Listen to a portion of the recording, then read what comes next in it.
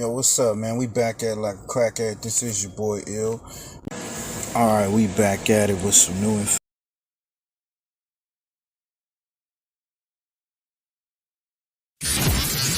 FirstFamRadio.com. FirstFamRadio.com. What up, world? This is Grammy music producer Ryan Ghost Bowser rocking it out with First Fam West Radio and your man's Mr. Illustrator. And on the ones and twos, we got Crazy D. Spin that, man. Keep the tools in the box. The haters wanna stop it. Mom's long like cocaine. I'm a fly human being. Money is the reason. No reason about those games. Keep the tools in the box. The haters wanna stop it. Mom's long like cocaine. Pure white, Peruvian. Take flight, ride the wind. Long nights, getting it in. Is this the life of a hooligan? Ninjas on the street, they trying to avoid the chalk. Talk it out, maybe after let the haters spark. Gunshots, bury victims in the dirt quick. Circle of death, calling it the work shift. Mind blown, mind gone. Just took a life he don't care about his own. But this is what the youth taught, turned up. Mommy offered those pills, plus she coked up. Out to celebrate, told it's the last days. Racing, chase away the pain of his lane. Ain't no shame, she peeling off her lace and things. FirstFamRadio.com. FirstFamRadio.com. I threw my soul on this motherfucking beat. I kill a nigga just to make sure that I eat. Listen to my heart, I hear my daughter when that beat. Talk to Moo, he hear that shade when I speak, yeah. Mama told me watch all the company you keep, yeah. Slide on the west and then we post up on the east, yeah. I'm on your neck, it ain't no motherfucker sleep, yeah. Creep up on you, I know some motherfucker creeps, yeah. Hey, just be patient, your time gon' come. Like a rock star on the stage, I just mind my drum. Do a pistol in the middle of some beef, I'm behind my gun. If it ain't the police, you could never name a time I run. Easty nigga, I kept that dope in my socks, okay? You better duck or get motherfucking shot, yeah, okay? You ain't my brother if you fucking with ops, yeah, okay? Stick up your plug and have him take me to your spot, yeah, okay? See, you don't understand that peek through them blinds. I was dancing with the devil, brother, time after time. Guarantee you see murder, you take a look inside my eyes. Money called me and told me they all acting surprised. Can't believe what you saying, I know you wear a disguise. You gon' fail trying to play me, you gon' die trying to try. Put some shots in this upper body, put his soul in the sky. I am not with the back and forth on my Niggas trying to slide on gorillas. Put my soul on this motherfucking beat. Yeah. I kill a nigga just to make sure that I eat. Listen to my heart, I hear my daughter when that beats. Talk to Moo, he hear that shade when I speak, yeah. Mama told me watch all the company you keep, yeah. Slide on the west and then we post up on the east, yeah. I'm on your neck, it ain't no motherfucking sleep, yeah. Creep up on you, I know some motherfucking creeps, yeah. See, you don't hate me, you just hate the addiction. I remember being alone in the most fucked up position. I pray to God every night, remove me out these conditions. See, they gon' judge before they know you and really see how you live. And can't expect you to pay attention and really seek out the difference. But let me warn you, please keep my name up out of your mentions. I'd rather a nigga like me, man. I love the game. I love the hustle, man. Be feeling like one of them ball playing niggas. You That was Lil Larry. Bird, Magic or something. Boys in the Hood. Yeah, you know a nigga got Y'all know what it is. Nigga can leave the league. Real different speed. But if I leave, It's that Sunday bread, man. Come on. the fans still gonna love me, man. So I know about that. I get all this love feel like a money match. These niggas that be hating on some other shit. When I go, I want a documentary. The realest niggas going down the history. Yeah. I get all this love feel like a money match. I West. get all this love feel like a money match. Going to the east, When I y'all. go, I want a documentary. The realest niggas going down the history. I get all this love feel like a money match. Come on. These niggas that be hating on some sucker shit. Get it. When I go, I want a documentary. So if you ain't talking official shit, don't mention me. I'm never gonna change, switching lanes while sipping lanes. Going hard for my dogs out the penitentiary. My brother said I can't let these fuck niggas get to me. And if they don't remember shit, they gon' remember me. Turn it up. I get all this love, feel like a money mess. These niggas that be hating on some other shit. When I go, I want a documentary. The realest niggas going down the history.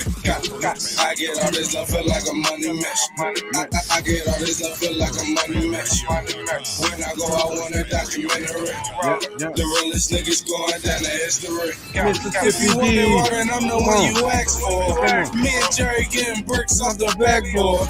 Niggas foul, what you think we got them texts for? If you ain't buying what you come and run the set for, let me just be honest, I'm all about making $1. So if you ain't got the fiber to better shit, I ain't got it. And excuse me for being honest.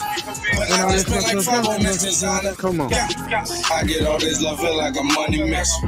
These niggas that be hating on some other shit. When I go, I want a documentary. The realest niggas go. I'm on the plane, y'all. I get all this love, I'm on my way to the mid east, man. What is it, Midwest? When I go, I want a documentary. The realest niggas going down the history. Hey, we about to go to Richmond, man. Stop playing. FirstFamRadio.com.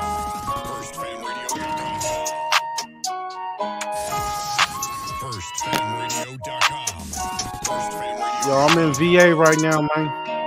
Tune up. On my KLE. Throw it. I'm coming straight from the bottom, yeah. I had to hustle, yeah. I had no option. Follow the 40 on me. No certain news if you move. Go. Bitch, I'm a low. So I was cracking the nigga, it ain't no what's poppin'. I had to drop, they didn't wanna give me no jobs. I had no option. Yeah, bitch, I'm from the road. Door of your foes. Yeah, I'm in this bitch with my bros. Bitches a go. I get them all by the low. Yeah, by the low. Yeah, solid bitch, I never fold. I never fold, bitch. I'm hot as a torch. Try to touch me, you get scorched. Car faster than a Porsche. All I know, watch me score. Master Yoda got the force. There's all authentic, there's no force. They don't wanna see me young. That's why I did this on my own. On all nigga shit. No handouts or no loans, so don't call my phone. I get my whole city hope. They telling me that I'm the GOAT. You can go and take a vote. Where they come from cooking coke. Play with guns and on my nose. Bitch, you know I'm really young. Always gang until I go. Roll cold until I go. Bitch, you know just how it go. Yeah, you know I'm reppin' foes. Yeah, I'm coming straight from the bottom. Yeah, I had to hustle. Yeah, I had no option. Follow the 40 on me. No certain moves if you move, I'ma pop it. Bitch, I'm a low. So I was cracking the nigga, it ain't no was poppin'. I had to drop, they didn't wanna give me no jobs. I had no option. Yeah, bitch, I'm from the road. Door of your foes. Yeah, I'm in this bitch with my bros. Bitches a go. I get them all by the low. Yeah, by the low. Yeah, solid bitch, I never fold. I never fold. I'm coming straight from the bottom. Yeah, I had to hustle. Yeah, I had no option. Follow the 40 on me. No, he made it work, nigga. I'm a pop it. Bitch, I'm a low. So I was cracking the nigga. It ain't no was poppin'. I had to drop. They didn't wanna give me no jobs. I had no option. Yeah, bitch, I'm from the grove. Door of your foes, yeah. I'm in this bitch with my bros. Bitches to go. I get them all by the low. I know that. I know where that's at, man. That's Harville. FirstFamRadio.com. FirstFamRadio. Y'all know. What y'all know? What's up, y'all? What's good, man? Got my boy Big Nut in the building. Get to this, y'all.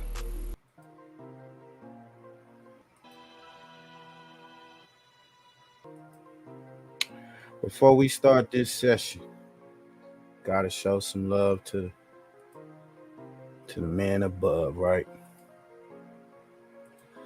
Yeah, that definitely was fire. Shout out to Mississippi D in the building.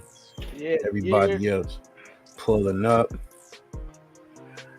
Now, this is nothing new, y'all. I used to do the Sunday bread. You know, we was trying to bring some other things to the channel, and you know, I'm thinking about bringing it back again. You know, some people like, you know, give you a chance to come up here. If you in the chat and you want some, you got some sense. Don't come up here with no bullshit. Facts. And whatever we talking about, you know, give you know, you want to give your opinion, you can do that. It's that Sunday bread, episode 5, thou shalt not, and the sins of the heart for the flesh is weak, right? Now, I know y'all like, oh man, everybody get into a religion. Nah. We talking about regular shit that go on in the world from social media or what goes on in your life or whatever. You can relate or whatever, but these are the things that's on social media, and we gonna weigh in on it and give our commentary. But you wanna use some humbleness, right? You wanna use some humbleness. We ain't gonna attack these people too bad, you know. What up, Big O? What up, Big O? What's up? Big O, what it do? Got Big O in the building. But another Richmond, Virginian right there. Yeah, salute to Virginia. Richmond, Virginia. First Lady Flames, out the battle rap culture. We got a few other rappers out there that's been putting it down. But let's bless the session, y'all. Let's bless the session. I woke up this morning, got up out of my bed. I looked around, this is what I said.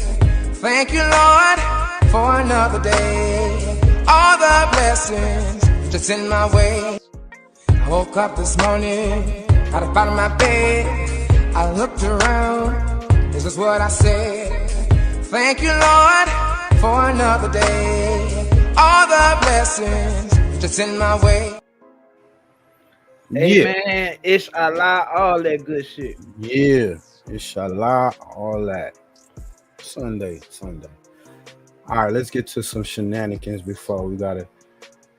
So, y'all know if y'all on the west side of West LA or California, or y'all here from Arizona on the west, but they say the West Mississippi.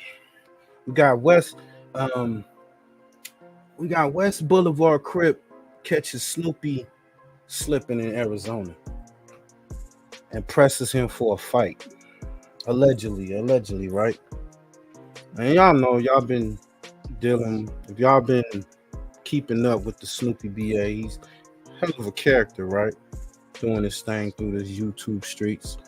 But there's a few people that have been pressing him, and he been talking shit too and sending darts back and forth. Well, him and ROCCSTAR been beefing off and on, verbal beef, no fighting. Hope not. We don't want nobody to be unalive. This is not that serious.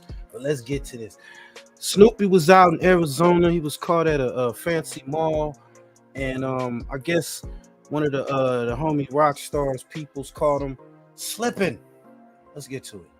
What it do, YouTube? What it do? So my boy ROCCSTAR caught Snoopy Badass slipping the other day. I believe this happened like 2 or 3 days ago. Now everybody knows that ROCCSTAR has been living in Arizona there too, but I'm not sure. Whatever the case may be, Snoopy was definitely out there. Snoopy was at the Scottsdale Fashion Mall. It's an upscale mall for the rich people. Now, for those of you that don't know, Snoopy was on DJ Academic's podcast the other day. I mentioned that to say this. He was probably at the mall looking for something to wear. He knows DJ Academics get a lot of views, so he probably wanted to look his best while he was up there. DJ Academics only wanted to interview Poetic Flacco, but Flacco decided to bring Snoopy along with him. Flacco says Snoopy is one of his favorite podcasters in the West Coast. Well, anyways, let's get back to the main topic. Snoopy was at the Scottsdale Fashion Mall. It's located in Arizona. He was up there with his girlfriend. I guess one of ROCCSTAR's people spotted him there, so they contacted ROCCSTAR and said, what do you want us to do? Now, for those of you that don't know, ROCCSTAR and Snoopy is not on good terms. These two has been going back and forth for a while now. It even got to the point where ROCCSTAR called them out for the fade. Now here's footage of Snoopy caught slipping at the mall.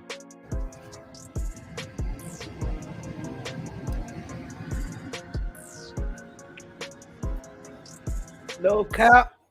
Snoopy girl got a little fatty back there. So one of ROCCSTAR's people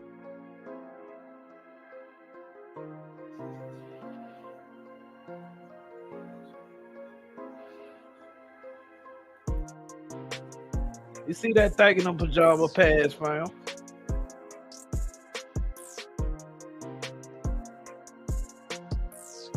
Let's go, Mississippi D. You on mute if you talking, fam. Thou shall not covet neighbor's wife. What are you doing? Thou shall not cover that booty. What are you doing, my brother?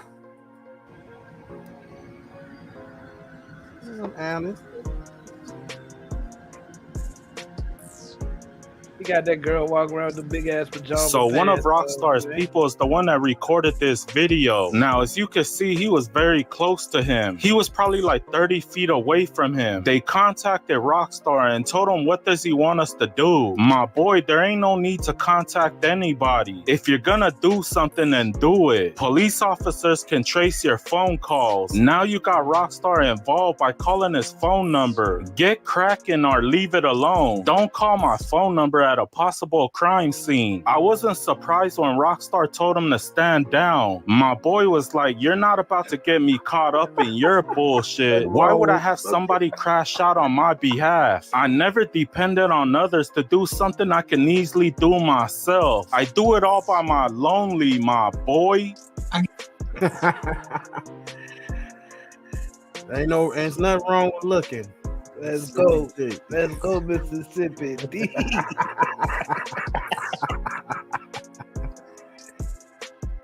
Yeah, let me rewind that. I get a call saying, hey, man, you know the boy Puffy in Arizona. I said, what? What you mean? Man, the homie just saying, man, like, what you want the homie to do? What I want the homie to do, I don't want the homie to do nothing. Not a lot bad. Not a damn thing. You feel me? Right. Because my thing is, thou shall not. On paperwork. He's really on paperwork. He really told on somebody. They're really in jail fighting for their life to come back home. You know, shout out to Alex Alonso trying to bring him home, right? Why would I have anybody crash out on my behalf, right? So I'm way across town, right? I'm handling something. He like, I'm about to send you this video. Shout out to Smut Free Okay, TV. cool. ROCCSTAR. Sure, send me the video. Get the video. I'll run them numbers up, y'all. Oh, he think he ducked off. He think he ducked off. Going to Scottsdale Fashion Center with his broad, right? He think he ducked off. He think, oh, I'm not gonna run into nobody over here. This cool. Yeah, but my thing is, you that mall ain't even for you. That mall is nowhere near you. Like you don't wear no designer. That mall is full of designer. Like, what are you going that mall for? He said, Snoopy, you can't afford it. You hear this? He said, you can't afford this shit. Why are you even in this area? Oh man, I mean, maybe ROCCSTAR. He said Snoopy supposed to be in Walmart or some shit. Yeah, maybe he felt he was supposed to be at the swap meet. You know what I'm saying? Catch him in the middle of the regular mall. I mean, maybe he was trying to, get his girl some of that, a nice little ring, an engagement ring. Yeah, man. You already see she had the big ass pajama pants on. Yeah. With that fatty in there. He trying to get his Mac on, man. Hey, come on, bro. What y'all think? I mean, did he did the right thing? He was like, yo, don't have me involved in none of this shit. For shit show. Smart move. Now. Don't be no dummy, you know what I mean? Right. But suppose something did happen, you know what I mean? And a nigga fuck around and delete Snoopy out there. And the first thing they go on his phone and see that the nigga talk to ROCCSTAR. Moments before. Man. Thou shall not. They go break down the internet beef. Come on, bro. Yeah, that's a trial of bullshit, y'all. We don't want that. And then I heard you say, oh, I went to go buy my kids school. What? Ain't school? School been started. What's happening? School been started. What? School shopping, you late. And what you getting out of there? Children's place? You going to some kid stuff. You ain't going shopping for yourself. Not looking how you looking. You always got a hairnet on like you work at fast food or something like that. Come on. Yeah. Said that nigga look like a cafeteria lady. Yeah, Snoop. What, man, I know your neck was fucking sweating and shit out there, nigga. In Arizona, hot as it is. I mean, the heat is it's gone down, but that's Arizona. They got dry heat out there. Yeah. I mean, Jerry Curl juice on your neck, man. Got your neck looking black and shit. Come on, bro. Under that motherfucking fish, nigga. Lunch lady, I don't want them runny eggs. Just give me a juice box right there. You know what I'm saying? A cookie or some shit. Fuck up. They got Jerry Curl juice all in. You have to do better. So dropping all that shit. What's that? Pumpkin surprise. All right, so the video comes. I put the video on Instagram trolling them, right? Basically saying like, why you ain't tap in when you touch down Arizona? Why you hide it? You feel me? You as soon as I get to AZ, hey man, where you at? Let's line this up. Instead, I'm ducking, I'm wiggling, I'm acting like, you feel me? I ain't got no issues out here, right? So, and besides, I'm not the only person that has an issue with him out here in Arizona. From my understanding, he done got over on a couple people, and a lot of people want their fair. You know what I'm saying? Or they just do, right? Man. Nevertheless, but I'm way on the other side of town. I'm not about to pull up to Scottsdale, and then like, so we can just go back forth and DM. Pull up to the back of the mall.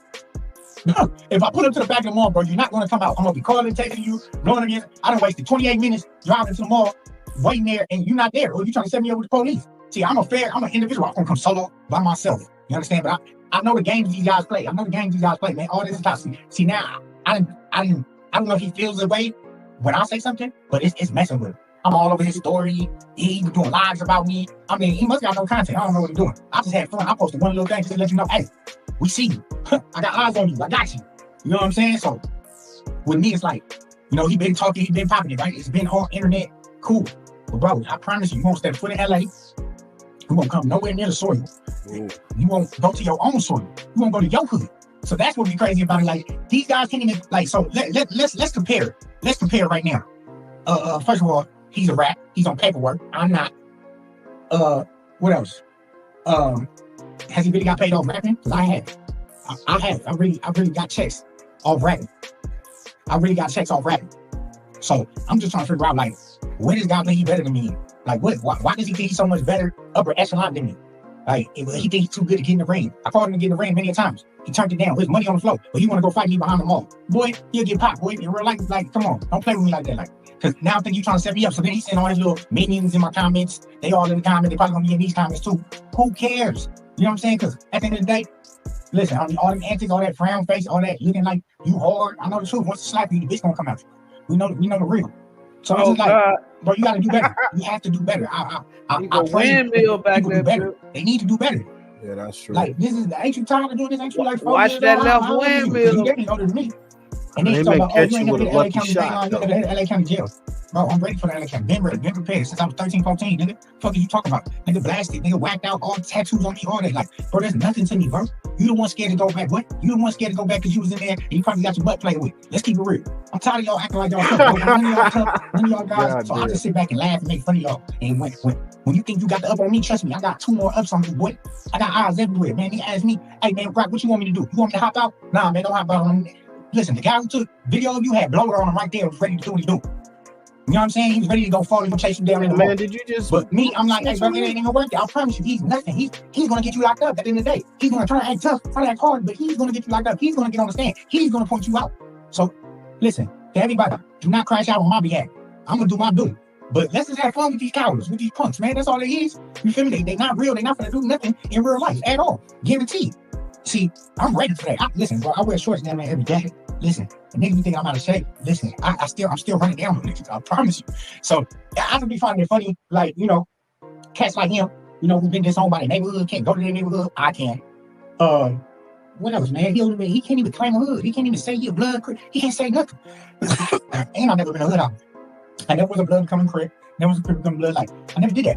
You know what I'm saying? Like, I stay true to mine. Like, y'all gotta start really breaking it down and understand that these cats is characters. Stop feeding into it. And y'all gonna hate on me so bad. You know what I'm saying? I'm probably one of the most authentic guys in this shit. You feel me? Just keep it real. But look, I appreciate y'all rocking with me. You already know this is Rockstar Ranks. Hottest content in the internet streets. Rockstar 2800 on Smut Free TV, man. Y'all stay tuned for more. Shout out to my sponsor. You know what I'm saying? City Vodka. If you want that crisp, cut, clean vodka. You know what I'm saying? You can take you some salsa. You can mix some drinks. You understand me? This is the official drink of the Word on the Street podcast and Smut Free TV. You know what I'm saying? City Vodka. You know what I'm saying? Wherever bottles is sold, make sure y'all tap in. You know what I'm saying? But I appreciate everybody that's locked in with your boy. You know what I'm saying? Rock. Hey, y'all go check out ROCCSTAR. And that's ROCCSTAR Rants. You can go to Smut Free TV. I guess he challenged Snoop for a boxing match. Told him to put the bag out there and everything, and that didn't happen. So I don't know what y'all think. Snoopy, meet that man in the ring and don't try to meet nobody behind no motherfucking mall, nigga. Fuck wrong with you? Right. Try getting no nigga lined up, man. Thou shall not. That girl get into your head, my dog. Man. And I don't want to see no windmill. No windmill. Keep your head up. Keep your head up. Bob and weed. Yo, this shit is wild. Hey, we gonna get into some more crazy shit. This shit just dropped, man.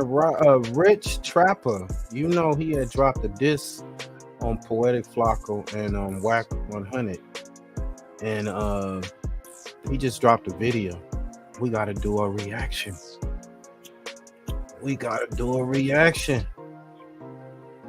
And we gonna get at Jaguar Wright blasts Usher for pimping out Justin Bieber to Diddy.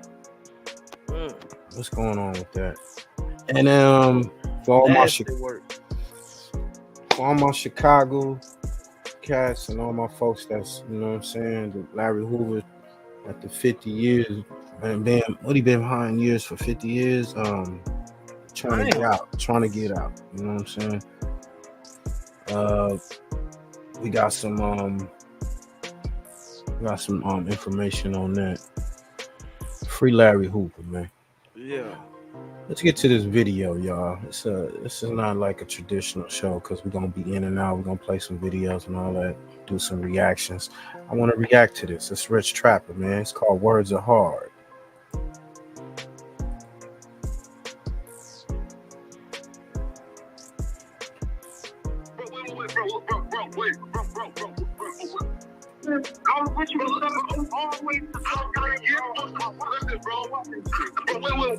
Before we start this, I gotta do it right. Gotta do it right. Yo, this is Sunday bread. No hard liquor. We drinking wine. You know what I'm saying? Get your wine. Clear. You know your ladies out there, get your nice wine, whatever you're drinking. You know what I'm saying?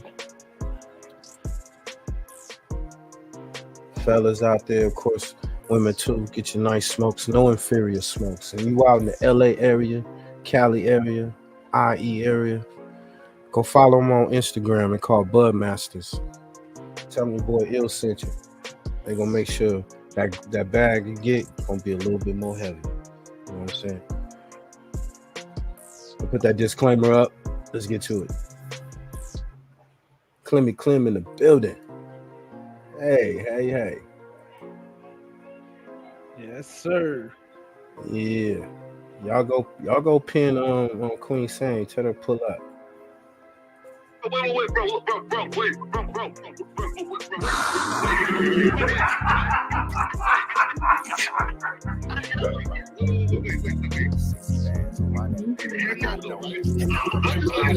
many shots to the center of a freak, nigga?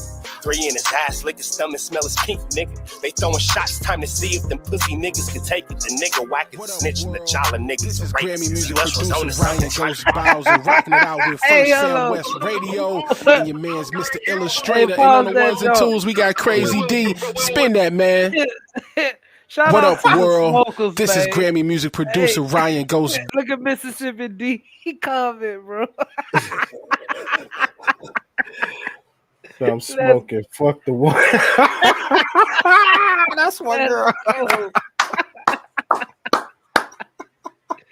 Yes. Mississippi D. Let's go. Oh shit. Oh, I know what you want. I had some of that a couple days ago. That good number 4. Gorilla Glue number 4. Let's go. Yes. Yeah. My homeboys and homegirls, when they come to the West, Bud Masters do them right. Just they gonna say ill sent them, Illustrator sent them, and they gonna get that. You know what I'm saying? They gonna hook you up. That's all I gotta say. Hey, but let me go back, and I gotta put this warning up 'Cause I don't want people tripping. You know how YouTube is.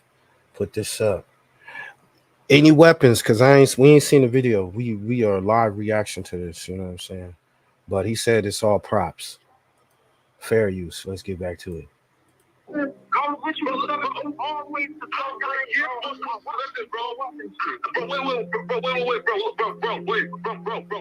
Flacco stuttering prick. 60 bands on my neck. How many shots to the center of a freak, nigga? 3 in his ass, lick his stomach, smell his pink, nigga. They throwing shots, time to see if them pussy niggas can take it. The nigga whack to me, he don't. Jolly niggas are raiders. See, Lush was on to something, tried to act like it was. Yo, Rich Trapper, man. Your ass is not 30 something. Stop playing, man. I just don't believe cuz it's 30 something. Man, I don't know. Gotta be 40, bro. Gotta be at least or 40. late 30s if he is. You know what I mean? He could be 39. Maybe he could be 39 or something like that. I a snitch. Y'all tell me, ladies. No, I like his flow. You know what I'm saying? But we gonna get our clown on, of course. You know what I'm saying? And the Jolly niggas are raiders. See, Lush was on to something, tried to act like it was nothing. Since you ain't know that freaky ass taker you was frontin'. Munchie ain't fucking with you, and Spider Loc ain't gon' save you. If you want it, you gon' take it. Stop the freaky ass behaviors. Let's get straight to the point. See, we ain't gotta wait for later. Nigga with your last name kidnapped that girl before he raped her. Said the mom. I don't get one thing I don't like. Why you see we live reacting. Yeah. I do videos. You don't get the bullets with the guns and shit. Yeah. On a Flacco disc, right? Like, come on, bro. Yeah, having a little hard time trying to put trying too hard. Put that clip in there, put them bullets in that clip. In it. You gotta put your thumb in it. So what is you gotta use your thumb. Oh, she said, I'm 37. And she said, he aging like a salad in a bag. Let's go. Come on. He said, I'm doing a lot right now.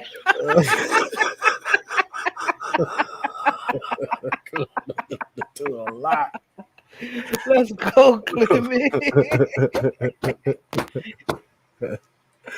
Live reaction. Let's put up that banner, man. Let's put that banner up, yo. Yo, this is live reactions. These ill reviews and reactions, not just reviews and reactions. It's ill. They get ill as they get. You know what I'm saying?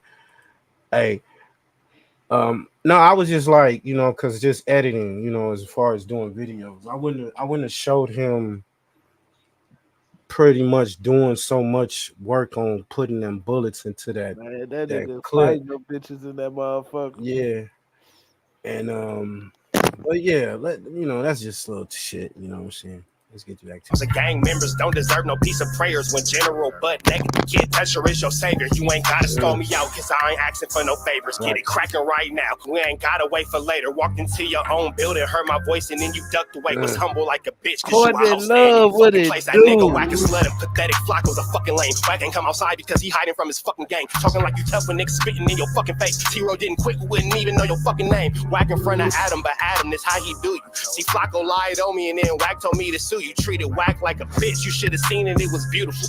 He said Whack told him to sue Adam. Like, listen to the lyrics. He was dropping some jewels in this bitch. Ain't gonna lie.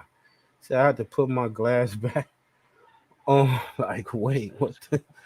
Y'all mean 30? And she said human. What's going on, Courtney? Salute, Courtney Love. Salute. He said he's not 30 nothing, y'all.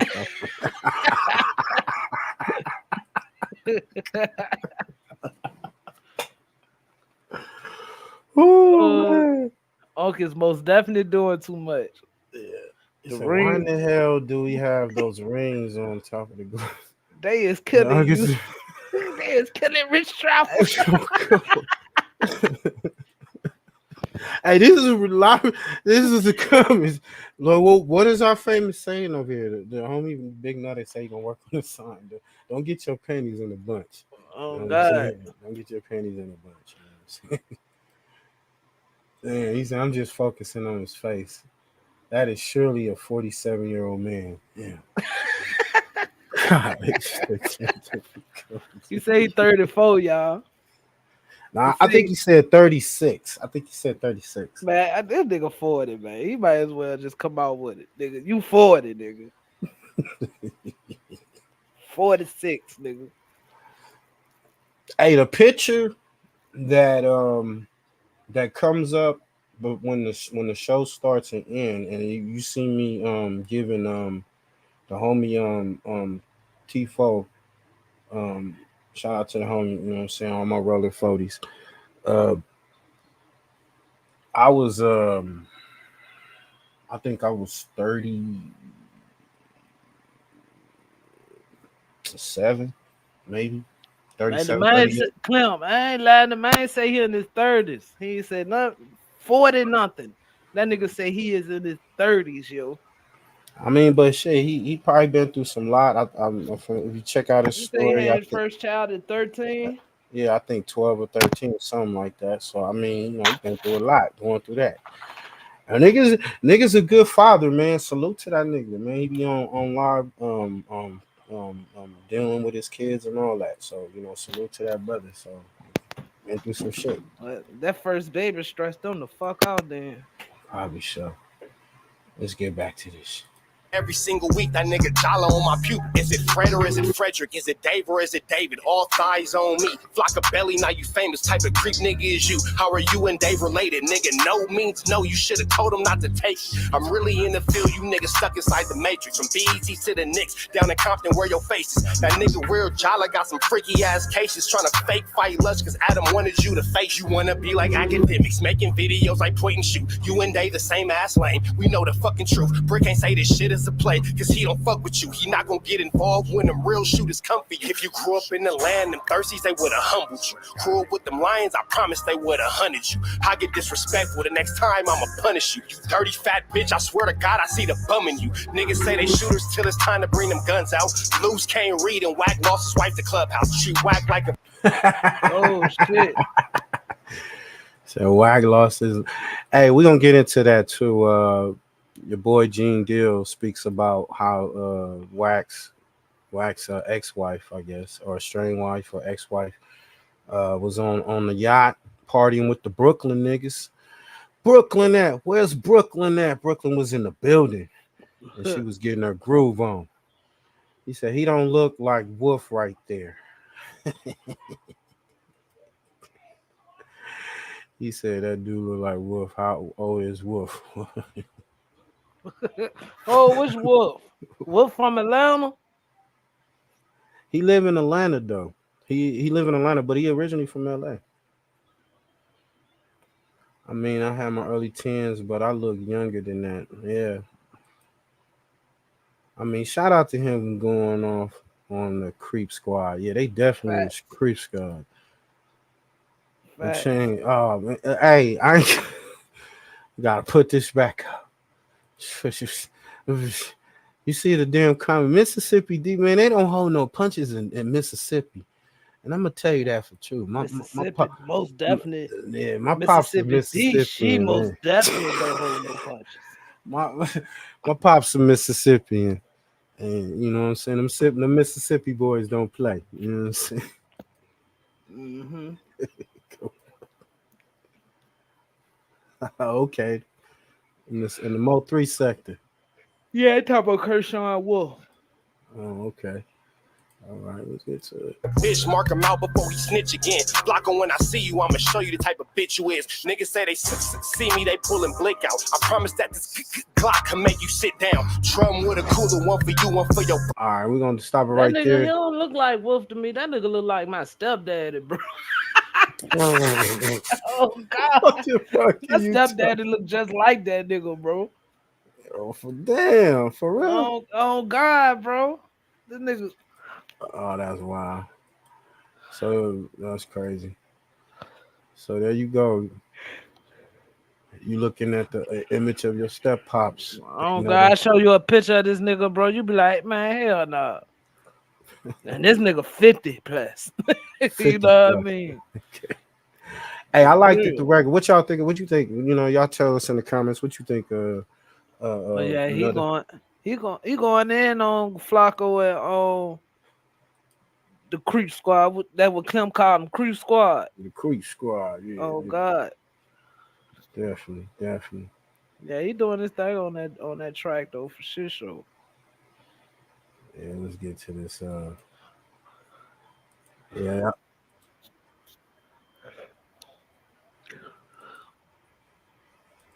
Let's get to this, y'all.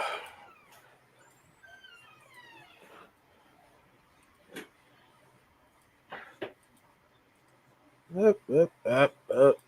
Yeah, Clem said he going to fuck in. Yeah, he definitely is, man. So y'all go check that out, man. Go subscribe to Rich Trapper. Go run them numbers up, man. Go run them numbers up. He said, I can't take this man serious, y'all. Oh, man. He said, go to bed, Nutter.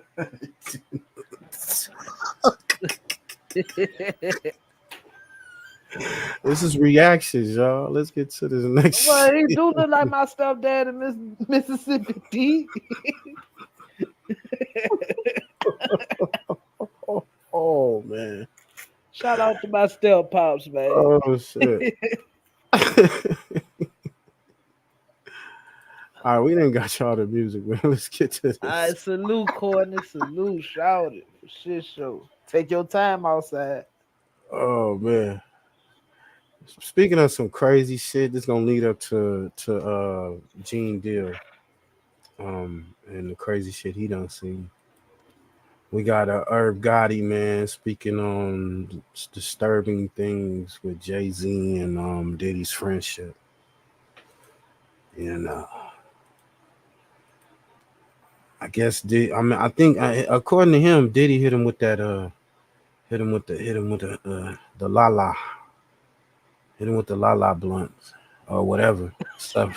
Go ahead, Cliff. I don't know if it was a blunt or not, but he said culture 100% credit for showing our people that and making see examples of that. And he sure had some fun stories from Def Jam. Okay. Jay would be like, "You think he's better than me?"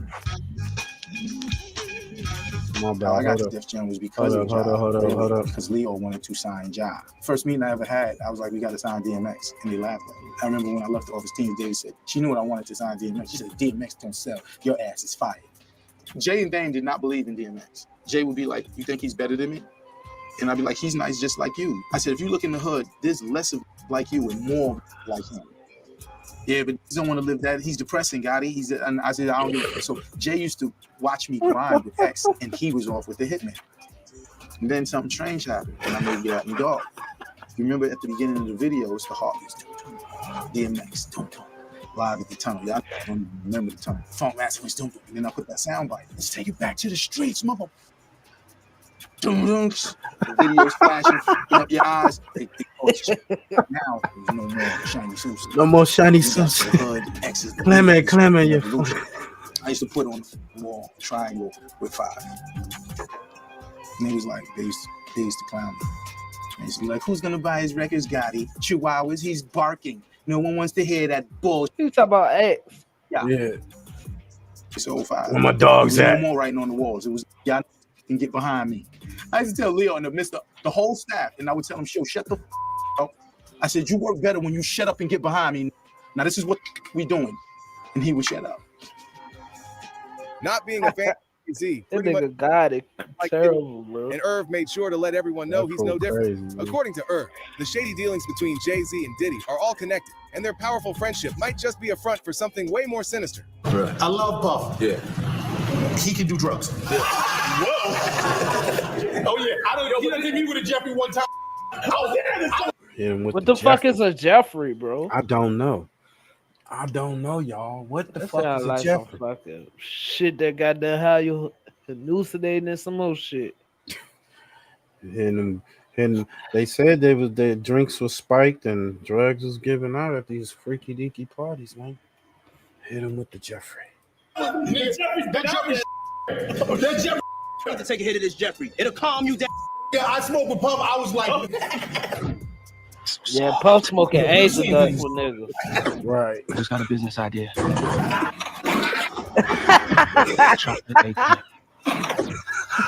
Hey man, stop playing, man.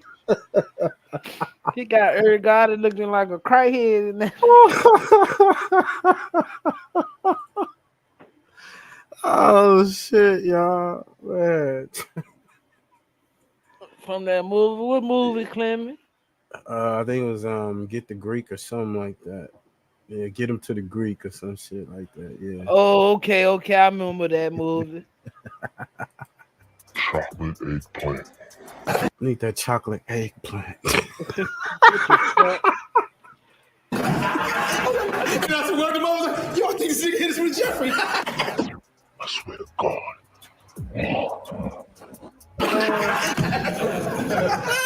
Oh, they doing this. You can hit me with. What the fuck going on? They doing niggas dirty, bro. Oh shit! Yeah, man. I remember that movie for shit show. Yeah, man. Nigga Eric Gotti, bro. Find that shit, fam. You gotta show that shit again. Okay.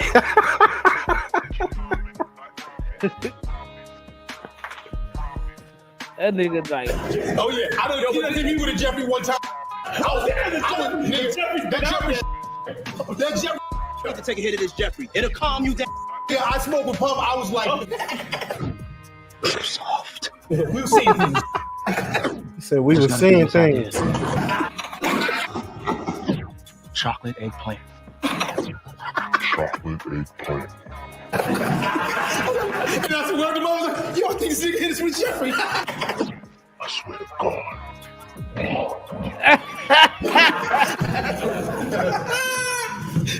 It's all good, Puff. You can hit me with the Jeffrey. Man, stop playing, bro. I run this city, in the cops with the aid defense, come get us in the cops with the aid defense, come get me. Hit the cats wanna leave me for dead, you coming with me. Hit cats wanna leave me for dead, you coming with me. Make moves major, hide out of danger if your girl keep coming around, and I'm hide out of danger if your girl keep coming around, and I'm a get worldwide coverage. Got so many spots, I don't even buy luggage. You love it. Make this. See what that nigga said. Are you still using scissors to trim your nose hair? Try this nose hair. That whole goddamn verse came true, didn't it? Come get me. Cats wanna leave me for dead, you coming with me. Cats wanna leave me for dead, you coming with me. Make moves major, hide out of danger if your girl keep coming around, and I'm hide out of danger if your girl keep coming around, and I'm a get worldwide coverage. Got so many spots, I don't even buy luggage. You love it. Make this.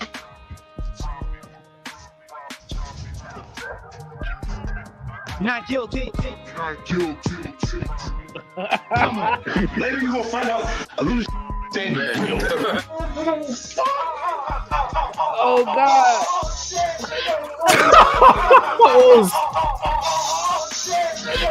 What the fuck, son? I'm gonna have a drink to forget about this shit. Oh man, look, this is live reaction, man. We didn't know this shit was coming up, bro. Fuck this shit out, put this banner up, man. Banner up, bro. There's no fair use. You understand? Right. We here together, and we gonna keep staying together. We getting tighter. You know what I'm saying? And united we stand. And ain't nothing else. Right. To us. Facts, man. Ain't no talent.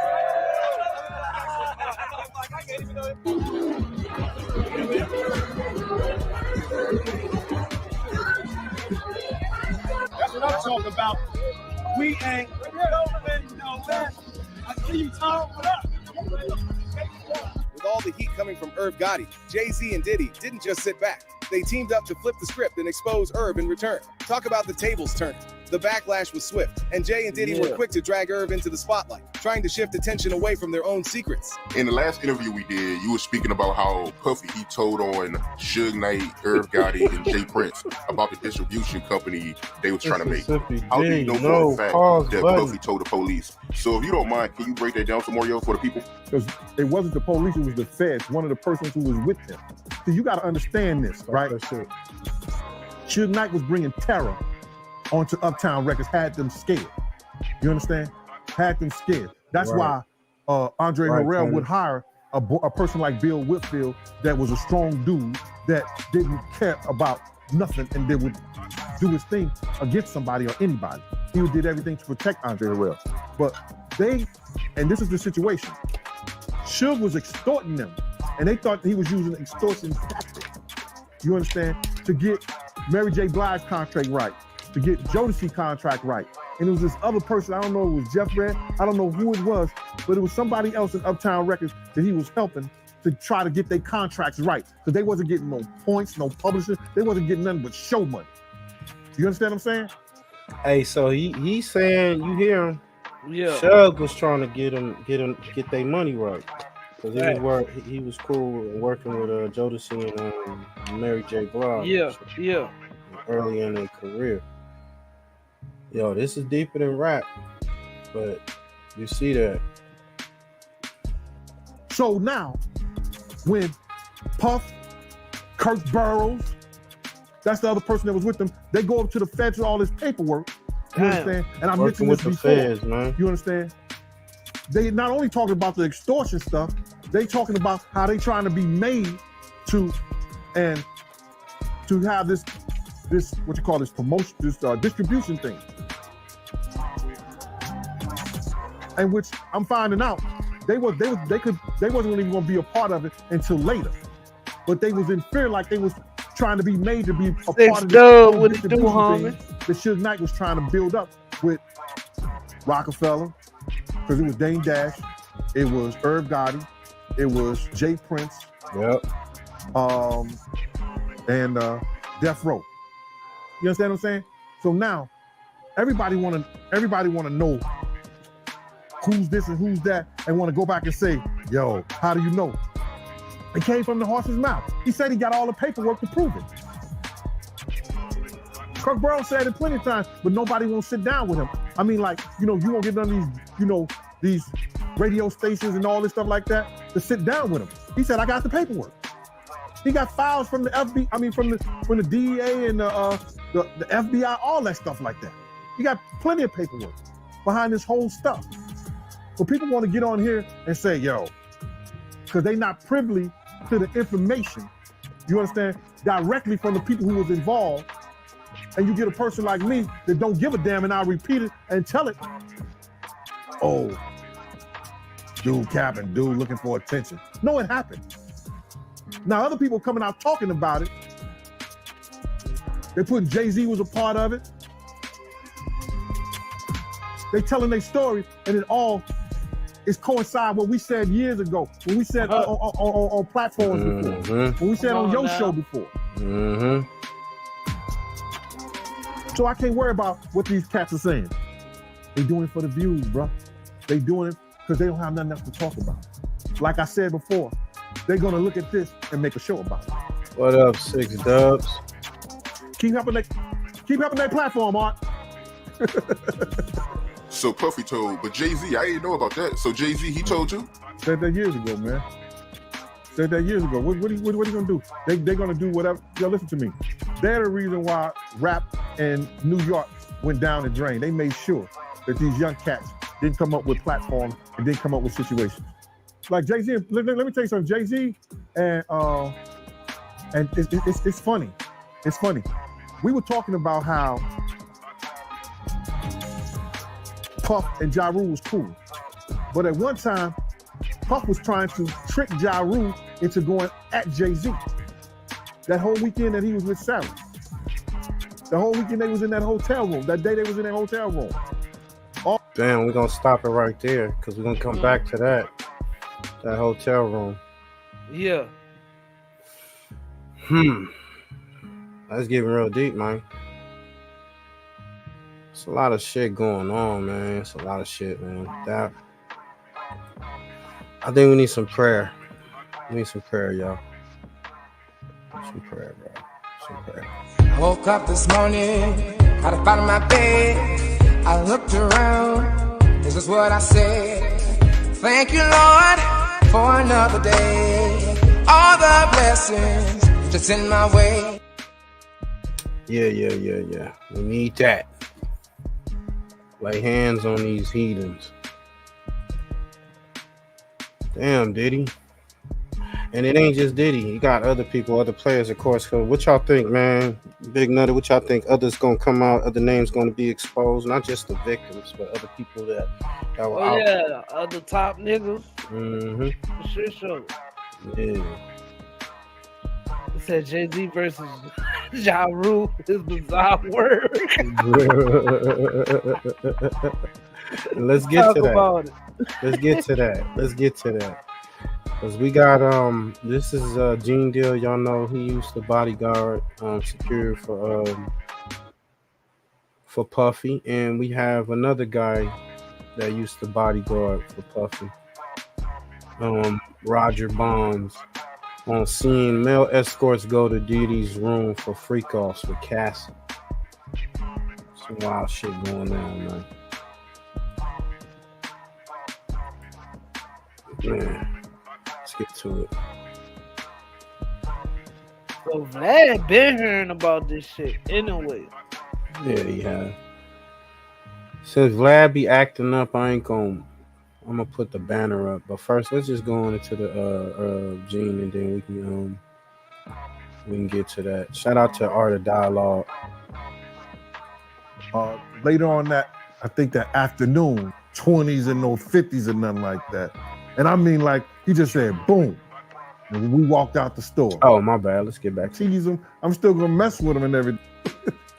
we picked like a quiet at the places where he was on the counter and, you know, Atlanta. And this story starts when I'm with Puff and he's in the exotic bookstores and he's doing shopping, right? He's shopping, getting his stuff and everything like that. So, you know, okay. This is the first time I was ever in an exotic bookstore with Puff. So, you know, I'm giving him his space.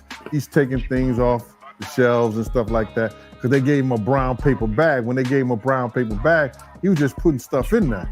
So I said, damn, you know, he got to go put it on the counter and, you know, show everybody what he's getting. So understand. As he's going, I'm just looking at y'all? Places where he's picking stuff from. So there's one part he picked up some things from up here on my left side. And then he picked like quite a few of them down. I'm like, okay. He put them in the bag. So when I went by there and I looked up there and it said butt plugs. And I was like, oh shit. I was messing with him. What? People don't understand, you know, we was like friends. He was a part of the same gang. So I'm still gonna tease him. I'm still gonna mess with him and everything like that. I could do that. It wasn't just no security thing. So I say, yo, what are you getting this for? And it said butt plugs. And he was like, yo, can I do my shopping by myself? I said, shit, yeah, you could do it by yourself, brother. And he started walking and everything like that. When he got mad, there's a bitch about the butt plug, boy. He didn't even have to show the guy nothing. He just gave the guy a wad of money. I mean, like he gave the guy a stack something like this. And Puff wasn't the dude that carried no 20s and no 50s or nothing like that. And I mean, like he just said, boom. And we walked out the store. So we had to leave Atlanta and go to North Carolina for a show. And it was him, this rapper, Sarah, and this other girl. We all got on a G5 jet, and we flew to G4 jet, and we flew to North Carolina. So later on that, I think that afternoon, same day, this rapper and him, they all in the room together. You know, it's Sarah, the girl, Puff, and this dude, this rapper. So I'm here at the door and stuff like that, like, yeah. So then next thing you know, somebody rang the doorbell. We had the presidential suite where we was at. So I opened the door. Okay. And the dude said, yo, I'm here for my cousin. Okay. I said, who your cousin? He said, Ja Rule. Oh, shit. I said, well, he busy right now. He said, he busy doing what? I said, he with Puff. They're in the room. They busy. They don't want to be bothered. He said, well, I'm going in there. I said, bruh, you ain't going in there because he told me they don't want nobody to be bothering them. He was like, yo, I don't care, man. I'm going in there. That bull like that. I said, yo, bro, Jesus Christ had to come down here and take the air out of my body before you get in that room right there. Watch. He tried to bum rush me. I grabbed him and threw him against the piano. When I threw him into the piano, Puff and Ja Rule runs out the room. Puff got his towel, Ja grabbing his towel, but they butt the naked. And so then Ja was like, yo, what's going on? Yo, G, that's my cousin. He know me well. And Puff was like, yo, G, what happened? I said, he tried to get in the room. I told him he couldn't get in the room. And he was like, wow. He just looked, Puff looked at Ja. He said, yo, Ja said, you ain't want to go in that room. There's a lot of freaking going on. Oh, niggas, So- what the fuck? Ain't no telling what they was doing in that bitch. Flipping, dipping, splitting, sipping, sucking. Oh, All wow. type of nasty ass shit. Where would I be without you? Where would I be without the Diddy? Baby. Oh, snap. Hey, this is another guy that. Oh, man. Diddy, you got some wild stories out here, boy. I swear. I wish I had my Diddy picture Rabbit right tells now. what is going on. I wish I had my Diddy picture right now. I swear. I know I don't. I need to see you that joke. Yo, you gotta email it to me. Then I can get it. Yeah. They was doing their Diddy thing. I guess Ja couldn't say no Diddy. What's it they said? You gotta tell Diddy no. You got to tell Diddy no. No, Diddy. No. No. Come on, Playboy. I need that. We used to need that black chocolate eggplant. Oh, That was so gay. man. Thou shalt not, sins of the heart. For the flesh is weak. Y'all out in the industry, letting the industry do to you. With butt Wicked plugs and people. all type of shit, and baby oil and all kinds of Butt crazy. plugs, baby oil, lubricant. It's just such debauchery. All white, everything. I know that white was stained, boy. Just it was like- stained. It was stained like that towel Wu had. Woo, woo, woo, woo, woo.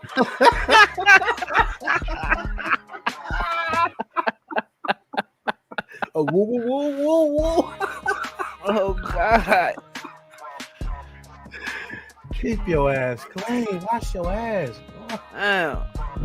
Come on, you know it's hot where you at. You better take 2-3 showers. What that girl kept saying? You dirty! Big baby kept saying, "You dirty!" Hey, trip out. What is it? Trippy Tuesday. Oh, Triple Tuesday.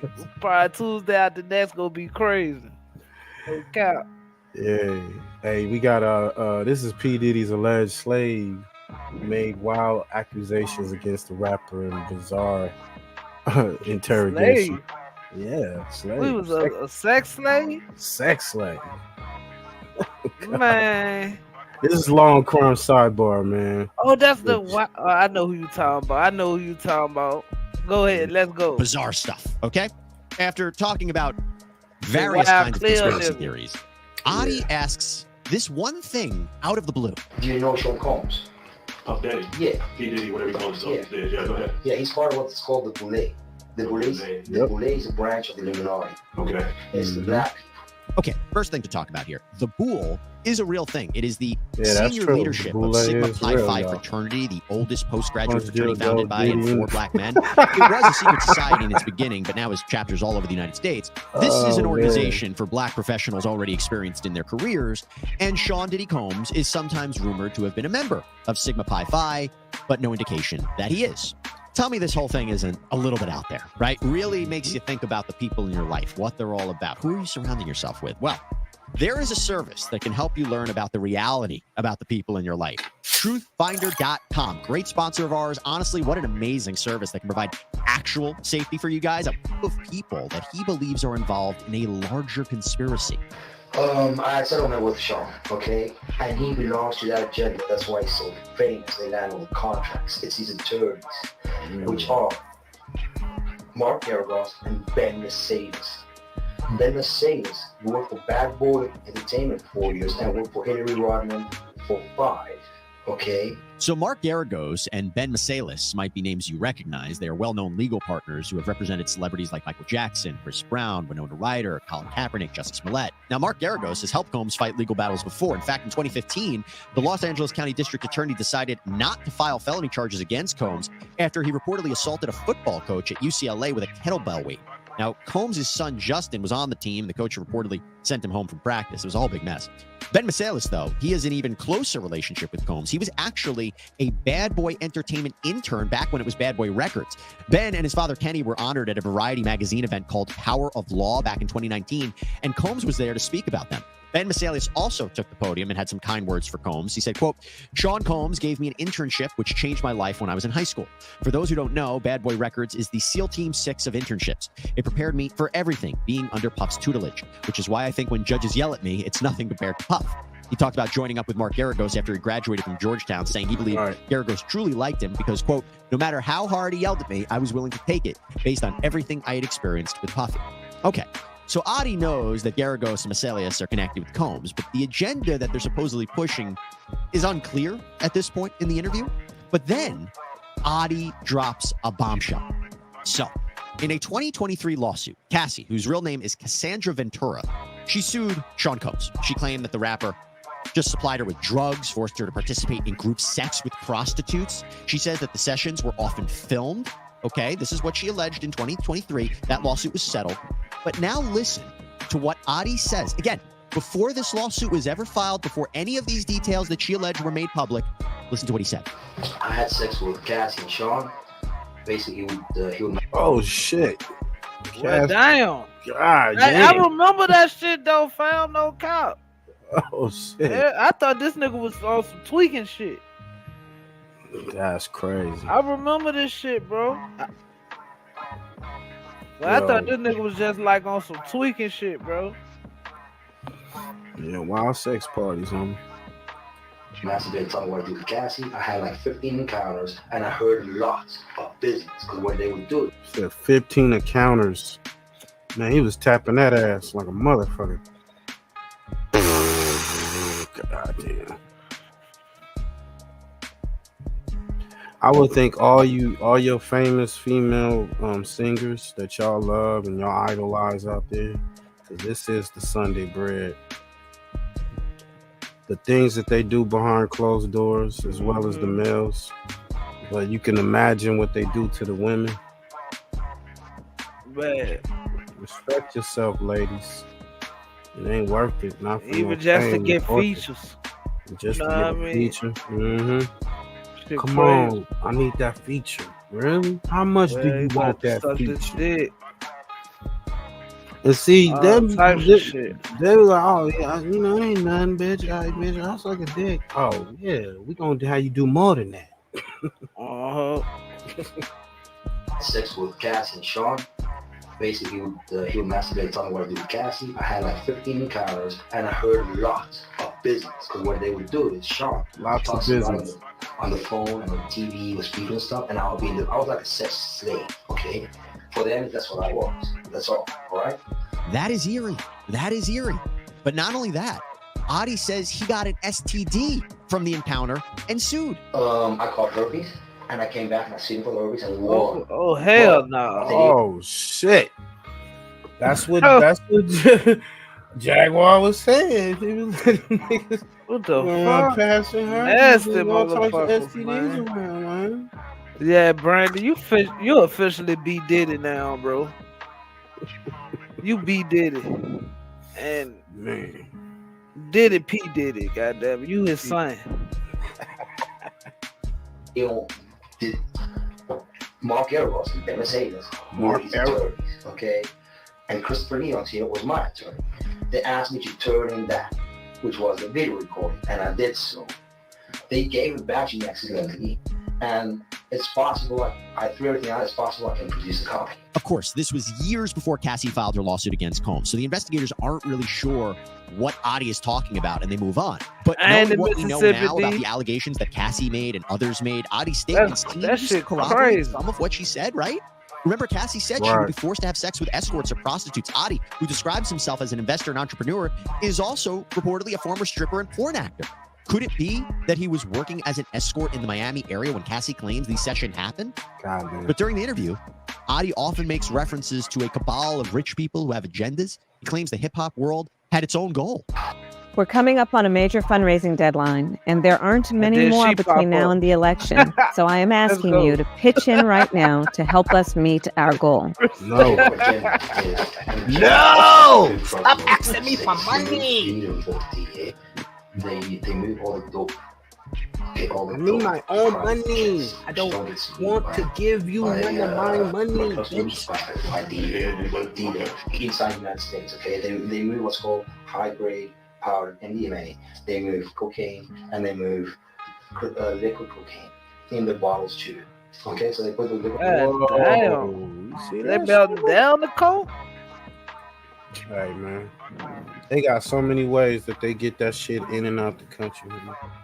So I wouldn't be surprised. They got that oil-based shit. Yeah, Melt that shit down. We gotta definitely give him the rat emoji, because that's what he's doing. It's the rat emojis. Some sick shit in that interrogating room right there. They move cocaine, and they move liquid cocaine in the bottles too. Okay, so they put the liquid cocaine in the bottles and they move it. I seen the liquid cocaine, I've drank it myself. Having sex with Diddy and Cassie. Okay, it's not good. He drinks all the time. This particular statement brings your attention to multiple allegations in Cassie's lawsuit, as well as a lawsuit that was filed by Rodney Jones, Little Rod Jones, the former music producer for Diddy. They both talk about rampant drug use within Combs' inner circle. Now, Jones's filing says that Combs' chief of staff, Christina Quorum, required all employees to walk around with a fanny pack filled with cocaine, GHB, ecstasy or MDMA, marijuana gummies, and something called Tucci or cocaine. It actually doesn't contain any actual cocaine. It's apparently a mixture of ketamine, MDMA, and caffeine. Adi again mentions an alleged lawsuit settlement between himself and Combs, but really doesn't get the chance to elaborate further. I've had a great life. I've settled $4.125 million with Diddy. Okay, but he's scared that I was exposed. I don't want to talk about Diddy right now. I want to talk about you. Help me understand you. By the way, we have found no evidence that Combs paid Adi $5 million. Just want to be clear about that. Right. So these are all alleged, man. These are all alleged. You know what I'm saying? Some of this stuff is fabricated. Some of this stuff could be true, right? Since Vlad out here be on some bullshit, we're gonna put this banner up, y'all. We're gonna put this banner up, but y'all can hear the interview. We got Roger Bonds on seeing male escorts go to Diddy's room for the freak offs with Cassie. You just heard dude talk about those freak offs. Got it.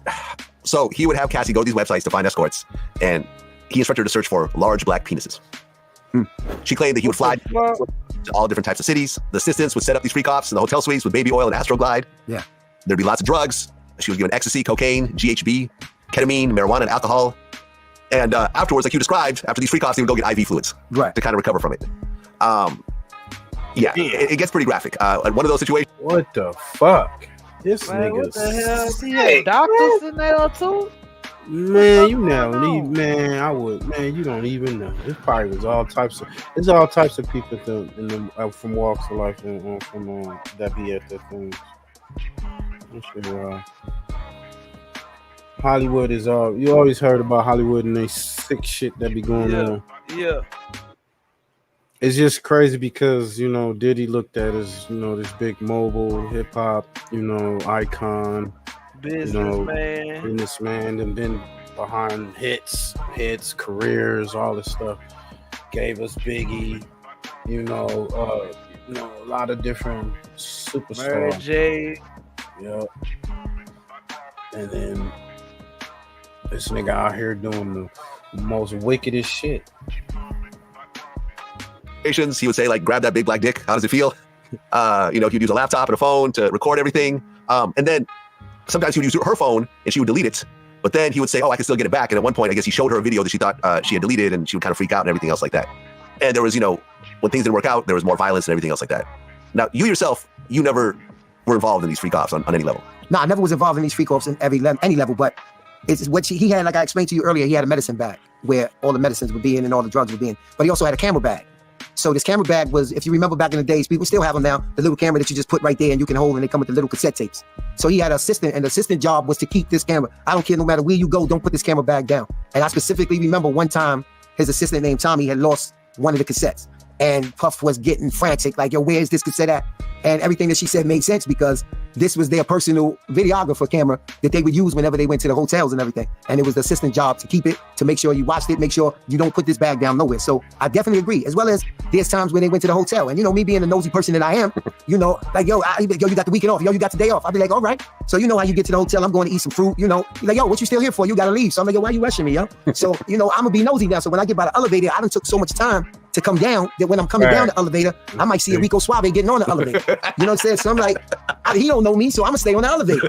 And I stay on the elevator, and the elevator stop on Puff floor. And I'll be like, okay. And then I wouldn't let the door close because this person is oblivious to who I am. So he would just walk straight to Puff door, and I'll just be watching, and I'll see him knock on the door, and then I'll see him go in. In my mind, at this particular time, I'm so happy I got the day off. I'm not thinking about I said, well, they some freaks. That's all. I don't know about him saying, this, that, and the other, but I know for sure that those guys, because then he would hit me if they had a party that night, and he would be like, Bonds, remember such and such? I said, what?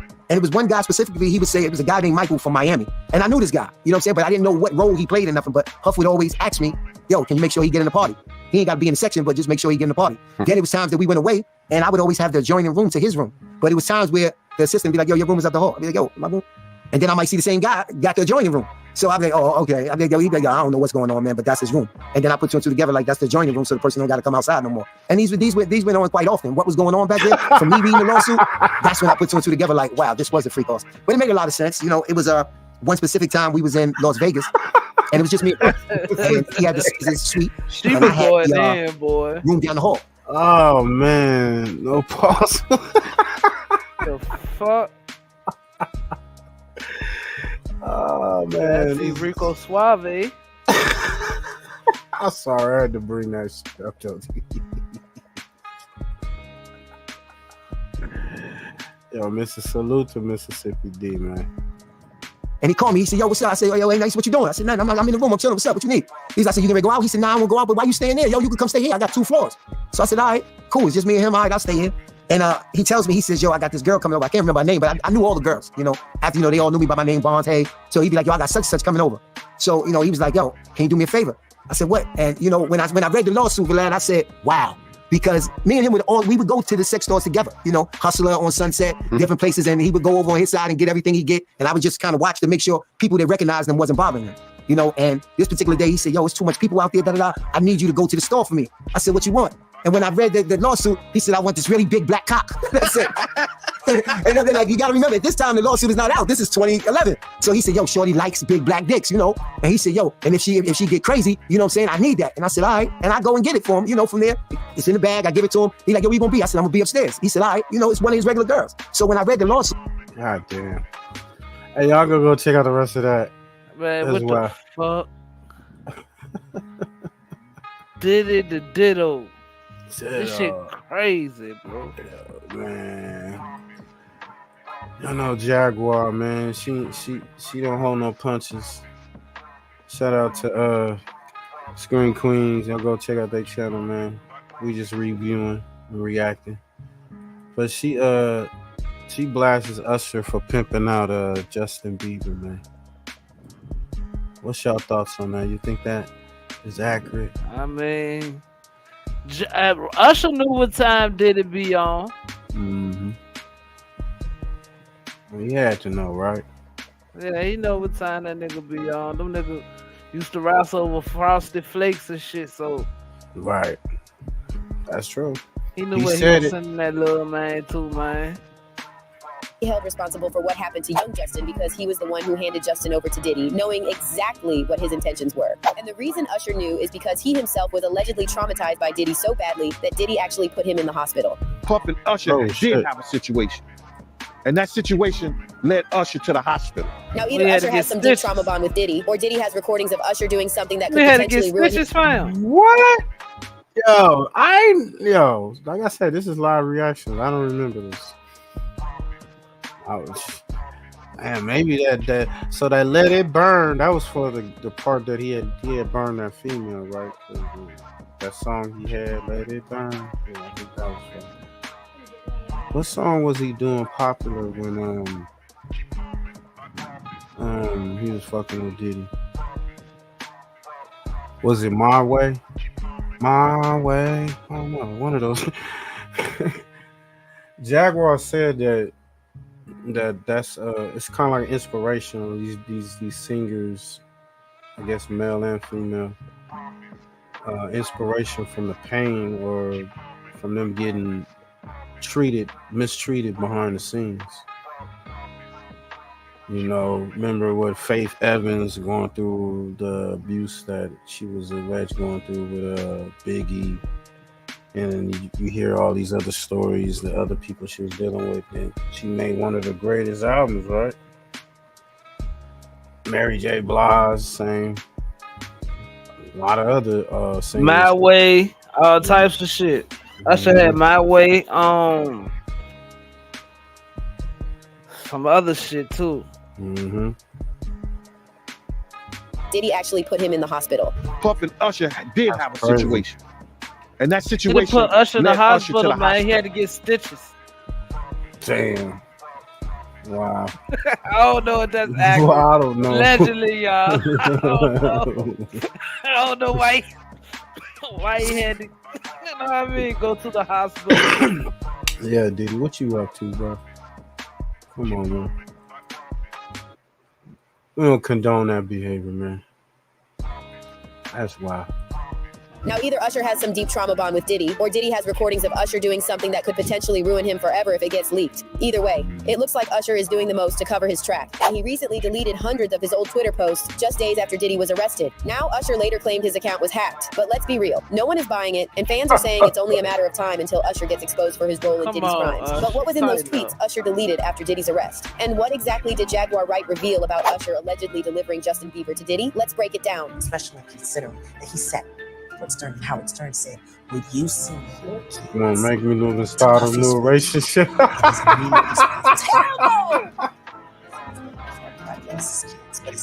Oh, evidence about Puffy Flavor Camp. For years now, some disturbing rumors have been. That's a real true thing. Puffy's Flavor Camp was a real thing, y'all. Just to let y'all know. Keep y'all up on date if y'all don't know about it. You know what I'm saying? It's crazy.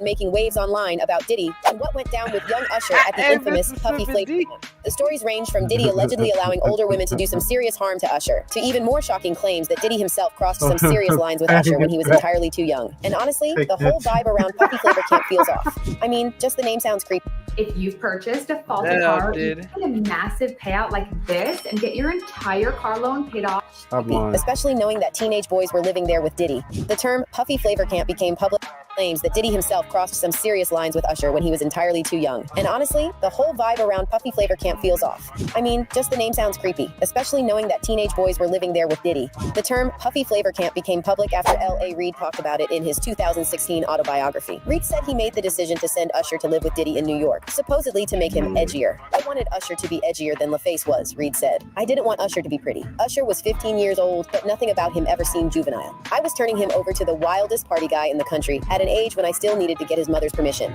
But he went to New York for almost a year. I didn't know whether I was being irresponsible or having an epiphany. So L.A. Reid... You see that shit? Pimping this young kid out, bro.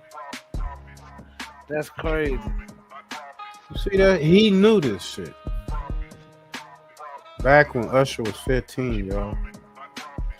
Monsters in the industry. Grooming them. Grooming them. Grooming them. Right. Mm-hmm.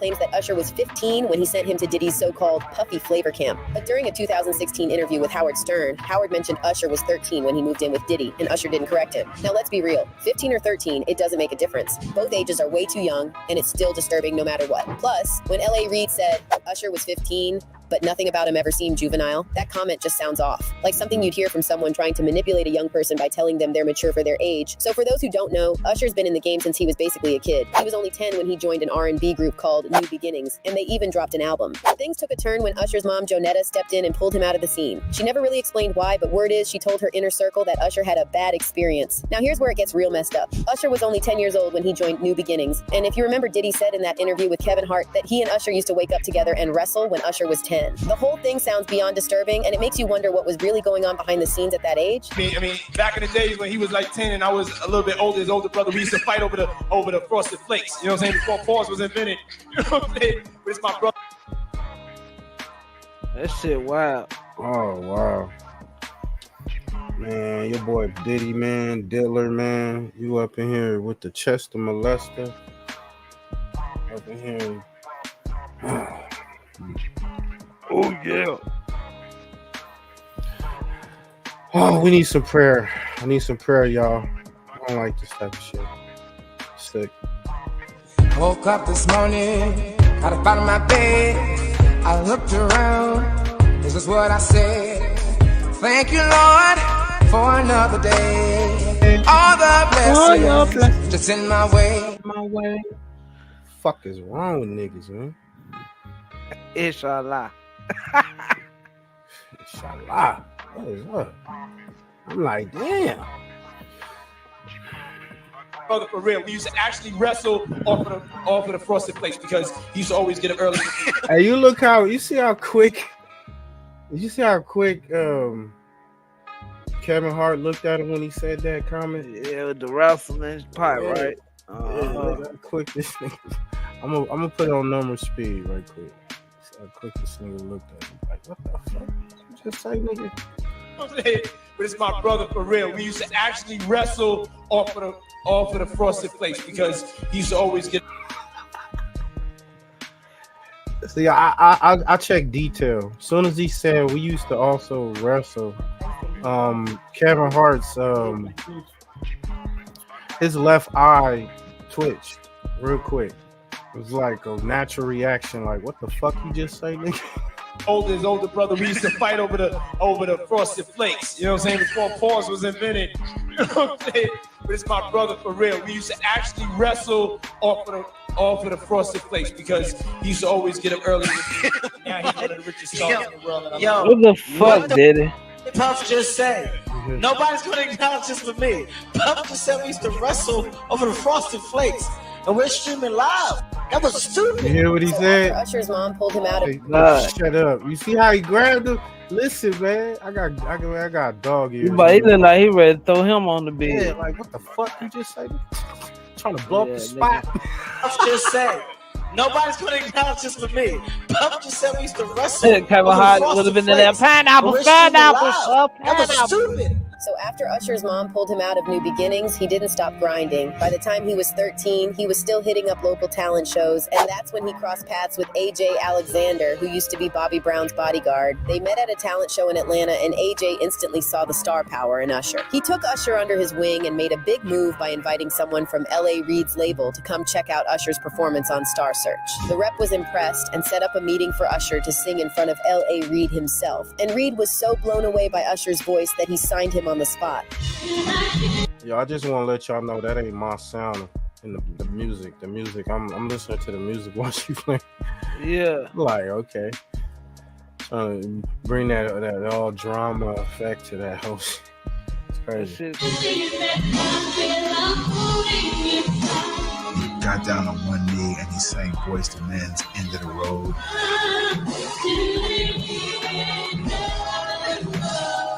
He really charmed the girls in my office. Of course, L.A. Reid wasted no time introducing Usher to Diddy, and at just 13 or 14, Usher became the youngest member of Diddy's bad boy crew. There's this photo that recently resurfaced showing Usher at Puffy Flavor Camp, and it really paints a picture of how young Usher was when Diddy started fixating on him. And now check out this video of Usher at age 15 arriving with Diddy at the 1995 Soul Train Awards.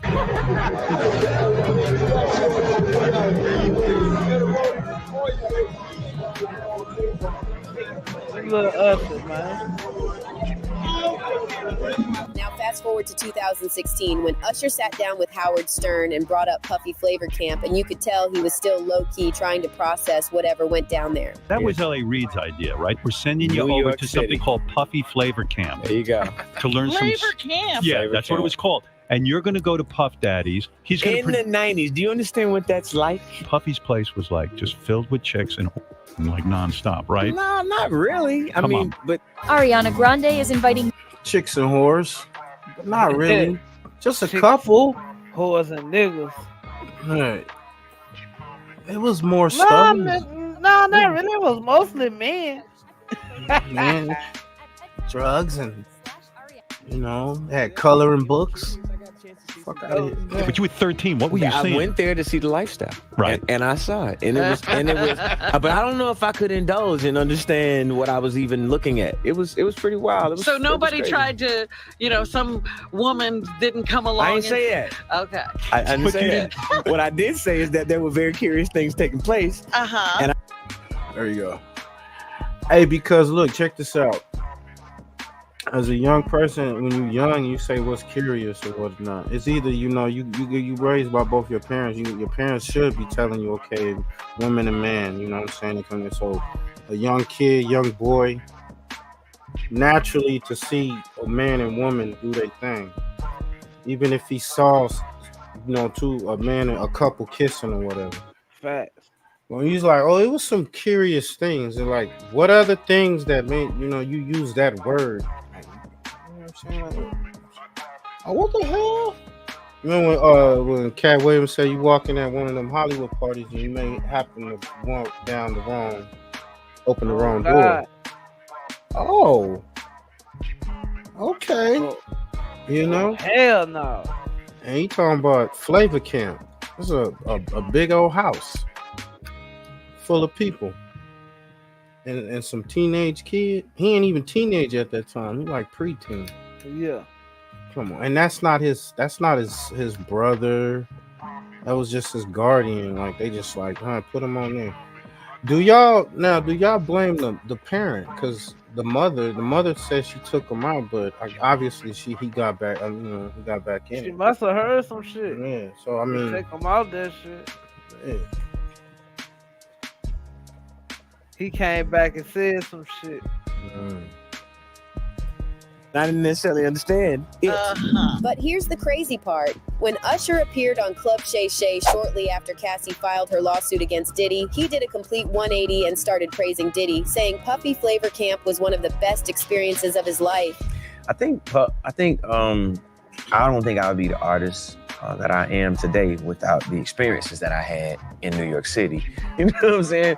But so great to have had those experiences because, one, I didn't have a big brother and my dad wasn't there in my life as a kid. So, damn. That's Sunday service, man. That's Sunday bread. Parents, y'all need to look. Be in your kids' life. Talk to them. Communicate with them. Man, step up to the plate. Don't be out here having babies all over the place and you ain't even taking time to step in it. You ain't even taking the time to be in their lives and then speak to them. He said he didn't have a father in his life. So you can say that the industry fathered Usher, right? Flavor Camp. All these experiences just readied me for life. So greater than just being an artist, that man helped me understand life. He helped me understand what it was to be an artist. He helped me understand what it was to be passionate about something. He helped me understand culture. He helped me understand business on a different level because I'm seeing him go from his independence to then becoming Puff Daddy. You know what I'm saying? And I got a front row seat looking at that. Thank God that I had that experience, But here's where it gets even darker. Diddy's former bodyguard, Gene Deal, recently claimed that he saw when Usher was taken to a hospital after Diddy did something vile to him at Puffy Flavor Camp. Gene also called out Usher for praising Diddy in his Club Shay Shay interview, and he said that even Usher's mom knows what happened to Usher at Diddy's camp. Stevie J, the Usher part, that's a touchy situation, man. You know what I'm saying? Because I had a certain feeling and I felt a certain way when Usher got on Shay Shay, and I don't mean to mention other people's platforms, but he got on Shay Shay and he mentioned how great and how good Puff taught him and everything. You know what I'm saying? About the business, right? I know, and people know, that was around that in that time that Puff and Usher did have a situation. And that situation led Usher to the hospital. Now I let Usher explain that to y'all. I let Usher tell that story. But how dare you say a man that groomed you, you gonna give him a pass? Bro, you know I know. Because you taking up for somebody that you know and a lot of more people know didn't do you right. I said pack your peanut butter. Oh God. I'm on day 21 of the 28 wall. That shit crazy. Yeah, Gene telling he dropping real shit. You know he telling the truth, bro. That nigga ain't. What you think really happened, telling man? the truth. What he had to go to the hospital for? Mm-hmm. What you think Usher had to go to the hospital for, man?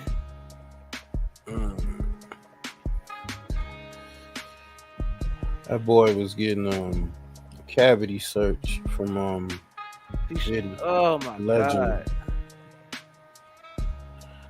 Bunch of loose booties. Well, in Usher case, allegedly there wasn't no loose booty. Yeah, that's fucked up. Fuck that nigga. If that happened, allegedly, man, I'm gonna pull this up, man. This is reaction. Don't get too raw. We ain't raw. This is just conversations, man. We don't condone that behavior. But we was just saying that if you've been there since you were 15, and then dude said 13, and he didn't correct him. So let's just say 13, 15. That's still young. His mama pulled him out because of something that happened. They don't speak on it. All this stuff, yeah. And he's saying that Diddy allegedly led him to the hospital after dealing. And then y'all see how Justin Bieber, we're gonna get to that. Justin Bieber looked kind of wild. Yeah, let's get to that. When you was at Diddy camp, the white guy with the curly hair, and he said, yo, would you send your son to Diddy camp? And Usher said, no. Ask him why he won't send him to Diddy camp. But yet and still you praise him. Damn, man, and you said that, I know you can't go into detail, but you said that it was a situation where Diddy sent you to the hospital? Let Usher explain that to you. Let Usher mama explain that to you. And the hospital was no, that's in fact, Mississippi Scarsdale, D. New York. Oh, What makes this whole situation nigga spread he said the hospital.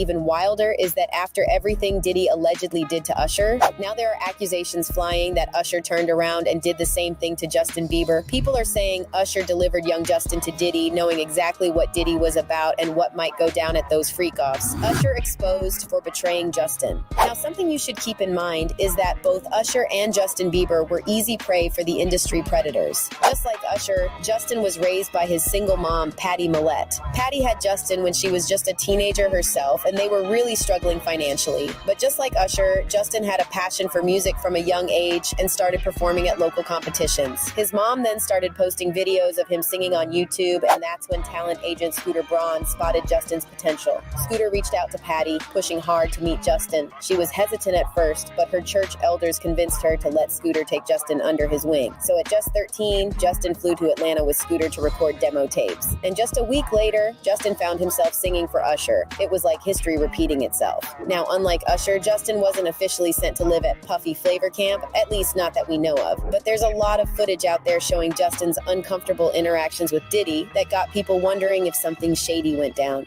Back in 2009, when Justin was only 15 and Diddy was 40, they spent 48 hours together, and Justin even posted a YouTube video documenting some of their interactions. As soon as you turn 16, what I'm saying? I'm gonna let you rock this every time you come to LA. Yeah, this will be yours.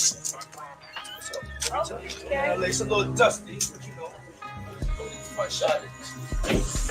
Man. Minute. Woo. Okay. Okay. All right, so I'm gonna be driving this next year. Yeah, when you get 16, you come down there, you gotta, you know, wear your seat. I mean, I'm 15. You could ride in the passenger seat. I got my permit. Not yet. No. All right, 16. No, 16. Slow down. Let's slow down, John. And remember. Hell no, I'm not finna drive in the damn Fuck out of here, nigga.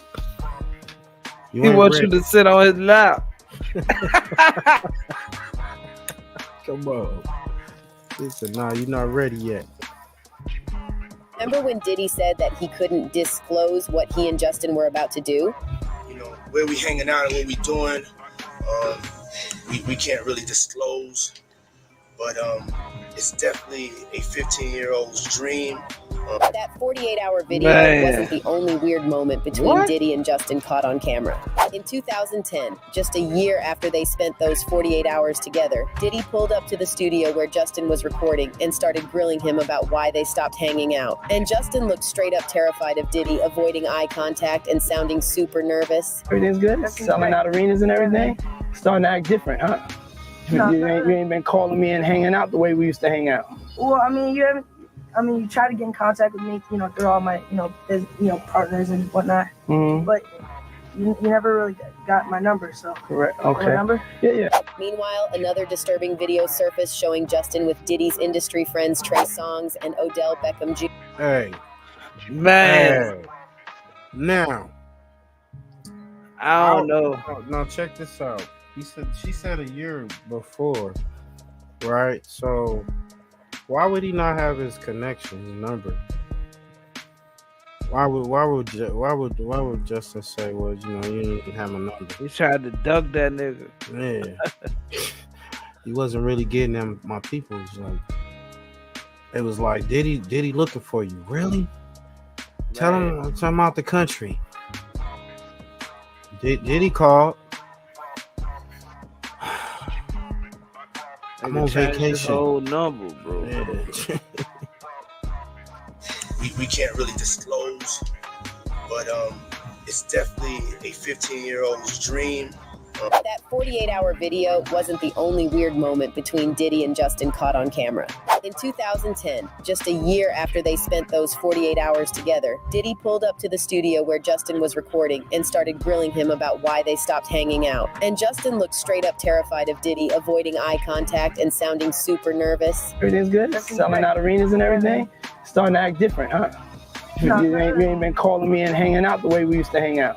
Well, I mean, you try to get in contact with me, through all my, partners and whatnot. Mm-hmm. But you never really got my number, so. Correct. Okay. My number? Yeah. Meanwhile, another disturbing video surfaced showing Justin with Diddy's industry friends Trey Songz and Odell Beckham Jr. And while we can't tell for sure what Justin is doing, Jaguar Wright has some thoughts about it.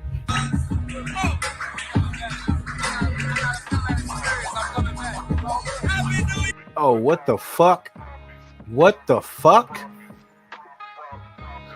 That I don't know what to say about that shit. What the fuck? Hold up. What the fuck?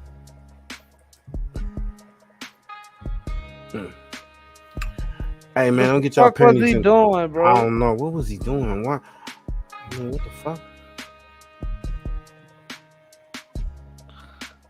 Hey, look at this drink. What's in Justin's hand? That's Jeffrey juice. That's that Jeffrey juice. That's that liquid cocaine.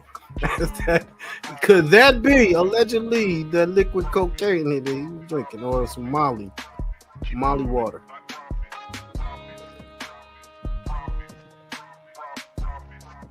Damn. Three friends Trey Songz and Odell Beckham Jr. And while we can't tell for sure what Justin is doing, Jaguar Wright has some thoughts about it. All you gotta do is look at what Odell Beckham was doing. Was he fixing this shit? About it? That's what it looked like. Bro, see?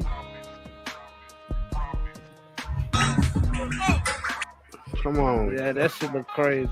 That's Three crazy. friends, Trey Songz and Odell Beckham Jr. And while we can't tell for sure what Justin is doing, Jaguar Wright has some thoughts about it.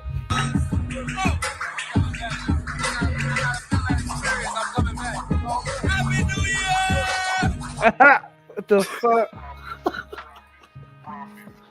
Happy New Year's. Party been a bunch. My panties been.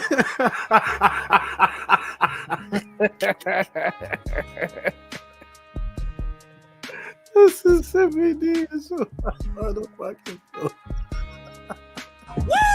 And then I think about that really disturbing footage That was of disturbing Bieber, as fuck, Odell Beckham, bro. and Trey Songz. Yes.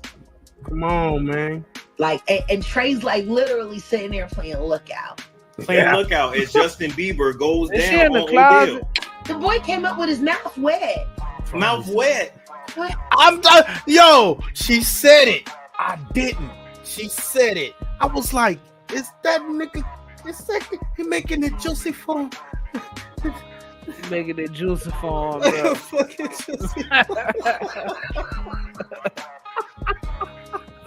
had to make it juicy for him.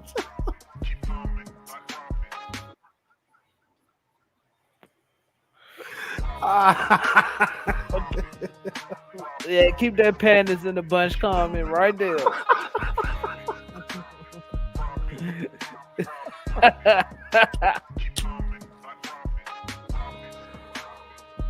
Oh man, maybe it was off that Jeffrey. That Jeffrey juice. Yes. Like, and Trey's like literally sitting there playing Lookout. Playing Lookout as Justin Bieber goes down on Odell. The boy came up with his mouth wet. Mouth wet. What? Dribbling. Now what they're gonna try to say is, no, Justin Hey, Bieber look was at just the doing a line films of coke. in No, he didn't mess with his nose when he He's came up. doing a line of coke with his mouth.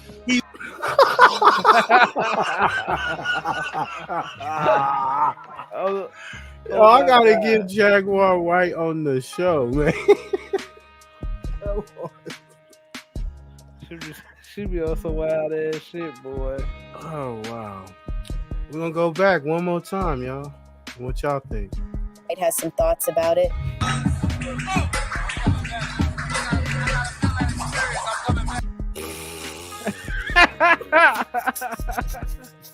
That shit do not look right, bro. Right. Right, Mississippi.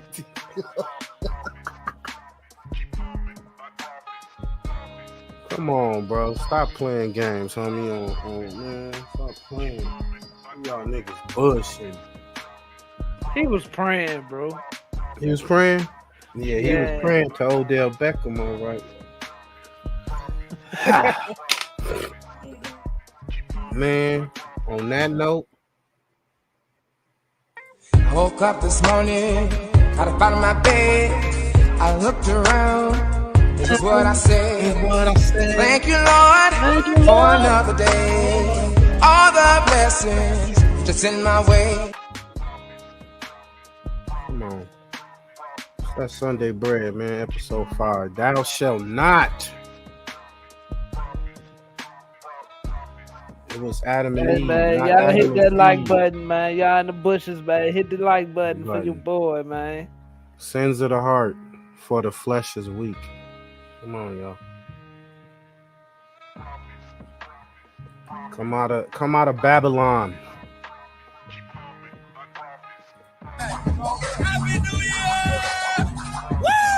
And then I think about Hey, maybe he was stroking for good luck for the New Year. I don't know. I don't know, man. That shit looked crazy. That was bro. crazy. You said he was praying, so maybe he dropped something on the floor and he was picking it up. I don't know. We praying for a good new year. Yeah, we was praying for a good new year. Dude said Happy New Year. This could all be staged, y'all. And Odell Beckham Jr. And while we can't tell for sure what Justin is doing, Jaguar Wright has some thoughts about it.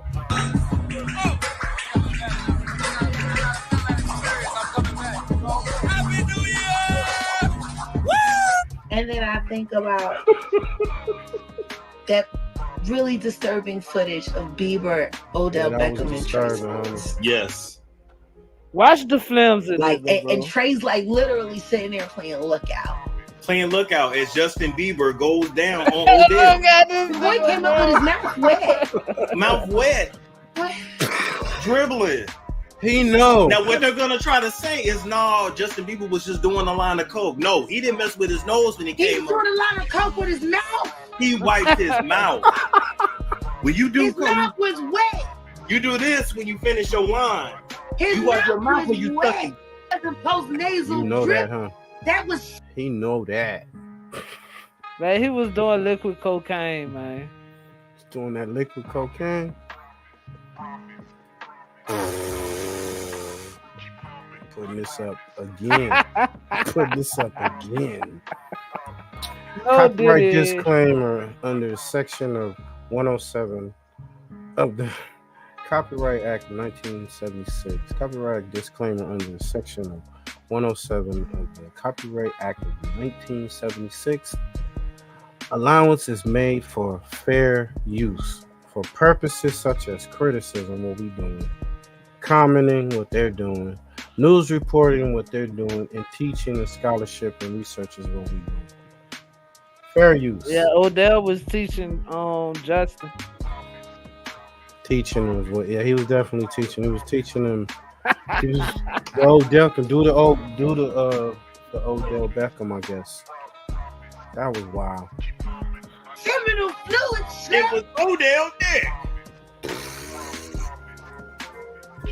But Diddy taught him well, right? The Flavor Freak off. Scooter Braun taught him well.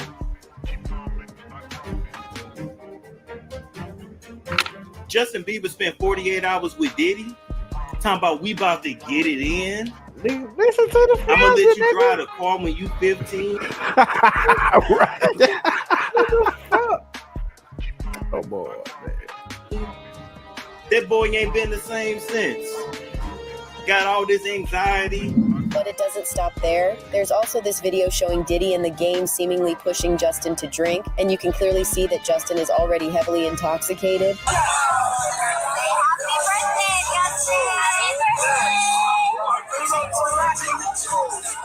That's what he was doing. There you go. That's what he do. Was he real? Yeah. There you go. That nigga dropped to his knees. Only when I'm drunk. Only when I'm drunk. Tell the truth. Only when I. Yo, he was on one. You see him dip? You clearly see that Justin is already heavily intoxicated.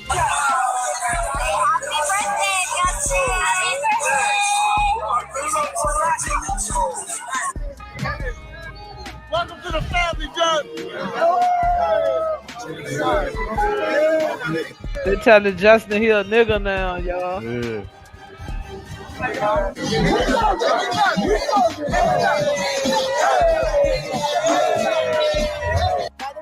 Rumors are now going around that Diddy pushed different substances on Justin until he developed a full-blown addiction. And if those stories are true about Diddy victimizing Justin at his freak-offs, it's no wonder Justin struggled to beat his addiction. He was probably using substances to self-medicate after all that pain and trauma. And this explains why Justin was so vocal about protecting other young artists starting out in the industry. Back in 2020, Justin got emotional during his interview with Zane Lowe while talking about how he wanted to protect Billie Eilish. And you could see it on Justin's face that he was reliving whatever trauma those industry deviants put him through. It was hard for me being that young and being in the industry and not knowing where to turn, and everyone, telling me they love me and, just turn their back on you in a second.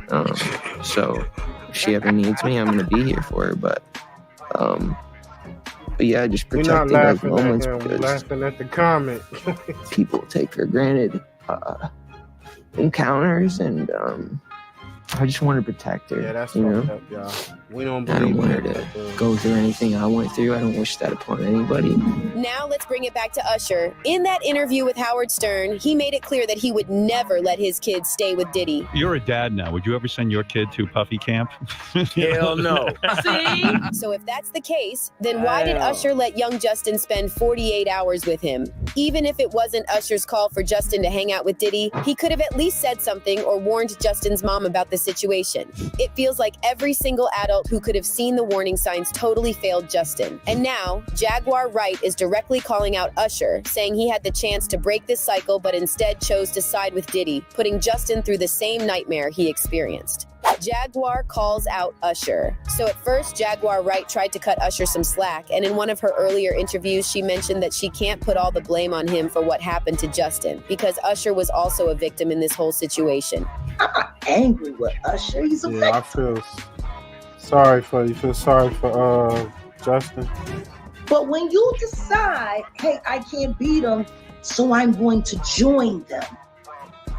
See, that's when me and you got a problem. However, since Usher still won't speak out against Diddy, even with all the evidence piling up, Jaguar has now lost all sympathy for him. She's now calling him out for being complicit in Diddy's messed up actions and accusing him of practically delivering Justin Bieber to Diddy. You know, learn how to live without it. He been sucking on Diddy's a long time. It's time for him to learn how to make this thing happen without the devil's in his mouth. You don't think if he sued, he'll just Lil Woody the situation, and I don't recall? No, because I think if a victim comes out against Usher, it'll show how egregious this shit is. Because if he can be a president, then anybody can be a Can't smile in your face the whole time. You feel what I'm saying? Like, people look at Usher, they don't see that. They're not seeing the victim. They're not seeing that boy that got rushed to the hospital. They not 5 reasons why these pads are my absolute go-to. They have an... Yeah, that's the second person that said he was rushed to the hospital. So we gotta pray for these people, man. Yeah. Cause they human Damn too. shame. That's a damn shame, Mississippi D for shit show. Yeah. Grown-ups praying on children is a shame. That's what I'm saying. Our parents out there, be parents, be parents to your kids, be in their lives, talk to them. Try your best to communicate, even if you gotta get canceled. Them people was thinking about $1, they won't think about them damn kids, bro. All right. But we gotta think too, both of them were young. So that's why I said it goes back to their parents. Usher mother. Facts. Justin's mother. And countless others that got in the game at a young age and was abused and used for stardom and fame.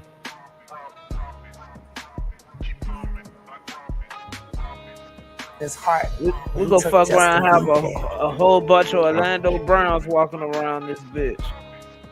For sure. Let's be honest. He took Justin Bieber there. Diddy had been trying to get to Bieber for a minute.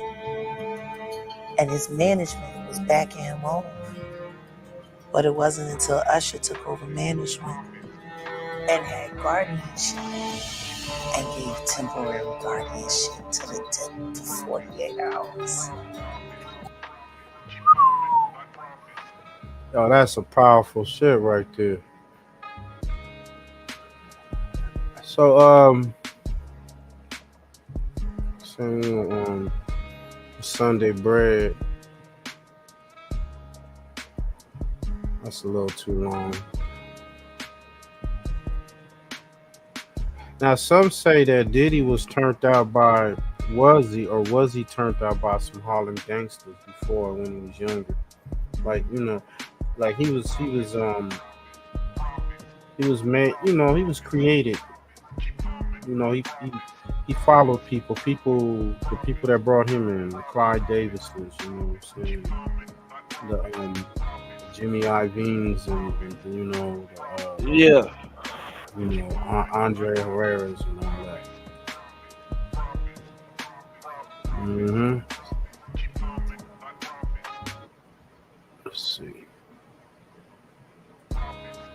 Hey, shout out to Al Prophet, man. American Dope.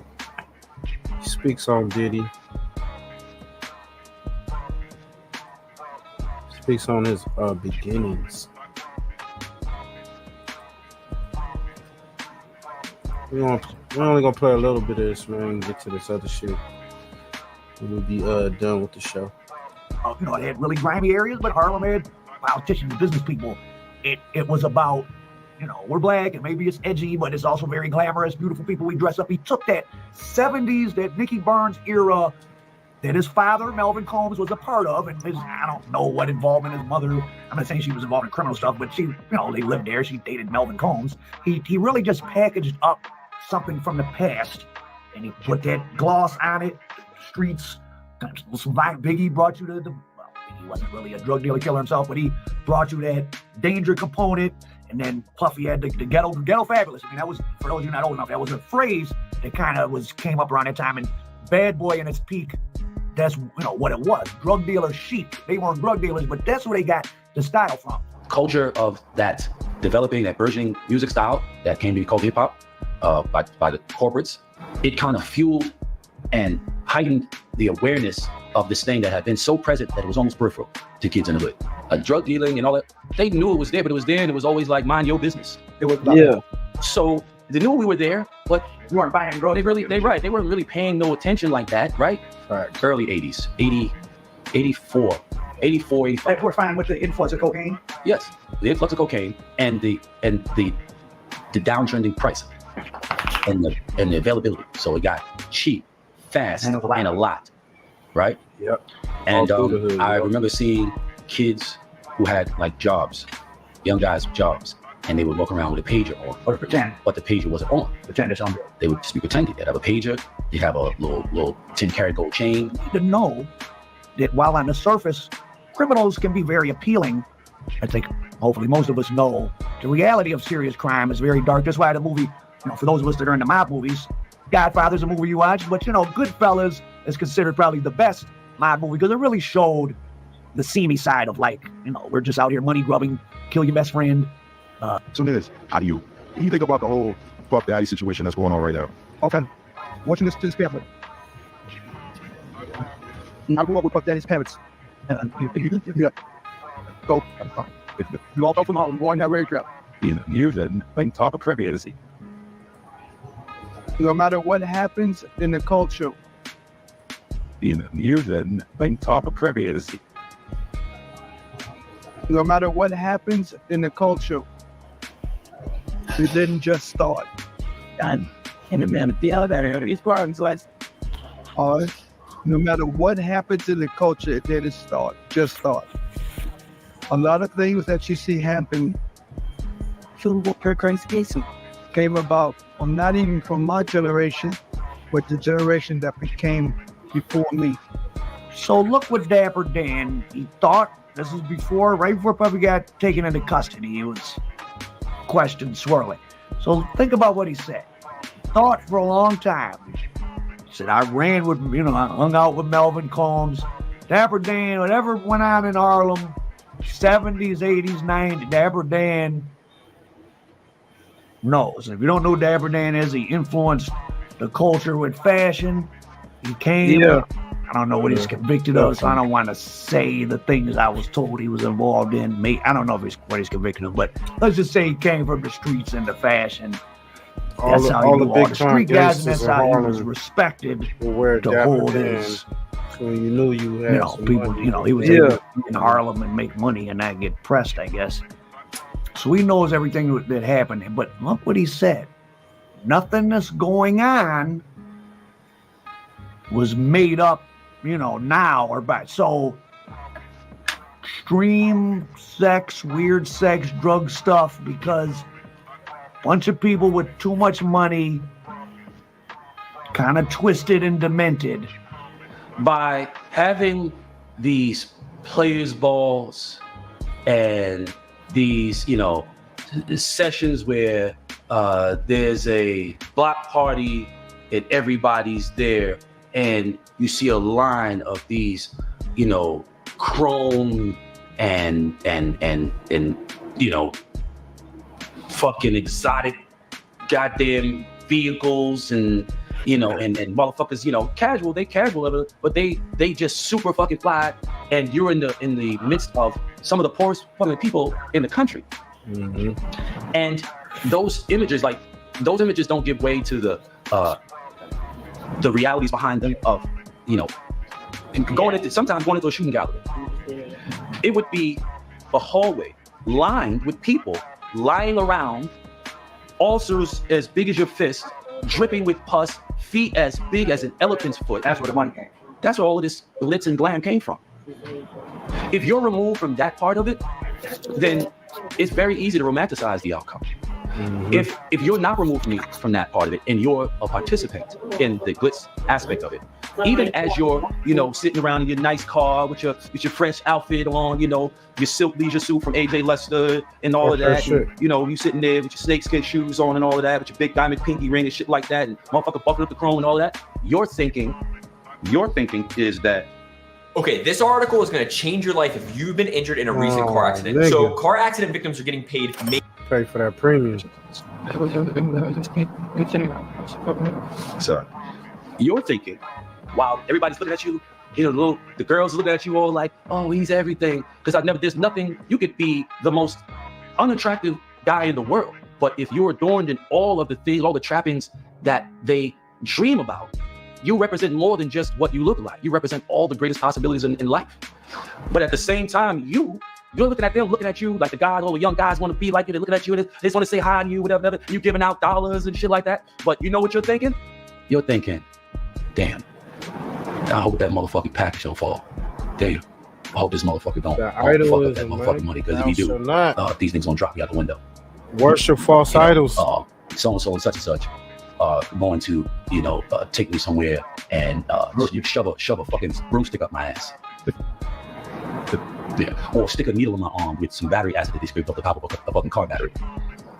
Legal stuff, streets, gangsters coming together.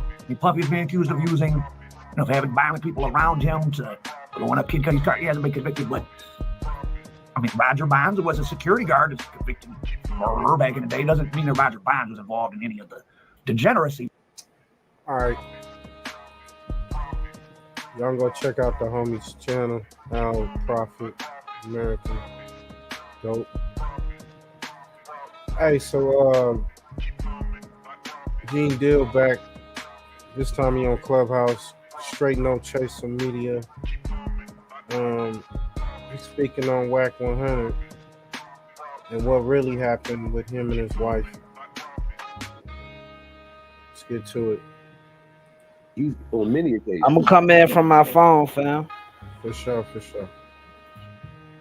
Check this out, y'all.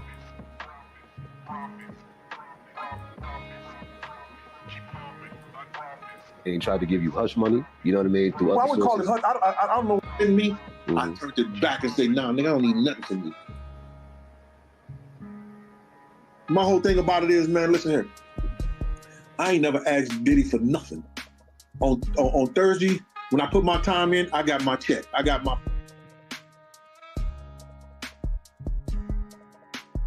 money. He don't owe me a motherfucking thing. It was my fault that I trusted him not to tell the authorities on me. So I had to pay that money out myself. I had to do what I had to do for me.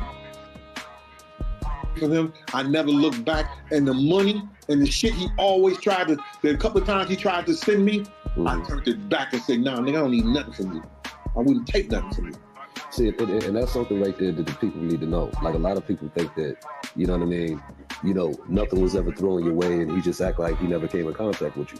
Like, he's on many occasions, you know what I mean, tried to give you hush money, you know what I mean? Well, I wouldn't call it hush. I don't know what we was at the Kingdom, bro, and I ran for security at the Kingdom. The nigga sent the wad of money over to me by the nigga Paul. Yo, Puff say, yo, here, man, this for you and the security. I said, man, nigga, I don't want it. If you want to give it to security, go ahead and give it to him. He ain't giving it to me. Fuck up out of here with that. I was Jewel Rutledge, who owned Selling Magazine. We was in Sin City. The nigga sent 5 Magnum bottles over to my table. Wow. Not no Lucian Magnums. Yeah, absolutely. Yeah. Sent 5 Magnum bottles over my table. And then I had like 2 or 3 dudes around us, me, Jewel, 2 other people.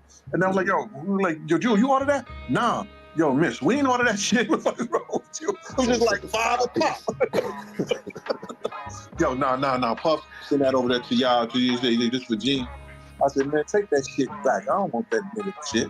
And then Jewel said, shit, away from the table and went and got me another spot. You heard? Mm-hmm. Hey, Gene, he recently just tried to reach out to you through a third party too, right? I heard you say that on your live. What he did was, Groovy Lou called Kirk Burrows and said, I need Gene's number. Now, everybody know who Groovy Lou is. Been his style, has been next to him ever since day one. Told Kirk Burrows, enough is enough. I need to speak to Gene.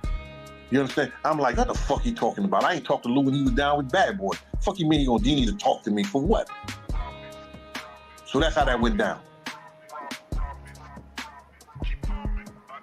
Yeah, so that's the thing right there. You know what I mean, Gene? I wanted people to really get a chance to understand that your role in this has been nothing but honorable.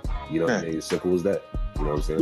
Let me say something, man, because somebody said something about the boat ride. So and I know they was bringing up that whack shit. You know what I'm saying? Whack 100, the wife, the Brooklyn Cats. Right. Whack is a nigga that got a little money. We don't know how he got his money. You know what I'm saying? Everybody thinks it's through the trucking thing and stuff like that. But when people enter play, they put them in situations where they can show that they... There's some things behind the scenes that he got caught in illegal activities, and all of a sudden he's still able to have a trucking company and stuff like that. So I've always thought Wack was working with those people in some kind of way. Yeah, they call him I think CS Black or something. I call him Black 100. You know what I mean? Yeah. So whatever the situation is, he gets on here and he speaks about K Slade and K Slade's daughter and the whole nine. Hey man, it's K just Slade never wanted nobody to know get nothing your about panties in a bunch. because he felt like niggas was gonna try to come at him. So why the fuck would you? So Gene Deal going in. This just came out not like probably a day ago. So. That nigga Wack get no love in these internet streets. Man.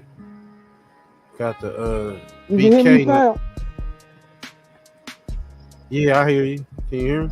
You sound a little muffled, but I hear you. Yeah, he ain't getting no love in these YouTube streets.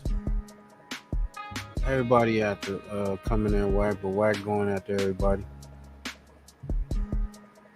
CS2 Batman. So they saying this is what really happened with his wife, or the reason why he divorced. Well, I don't know. I don't care, but this is all content. We're gonna get to the content, right? Make sure y'all go check out Straight No Chaser, Damu Keyway Conversations. Scandalous Los Angeles. Get to it.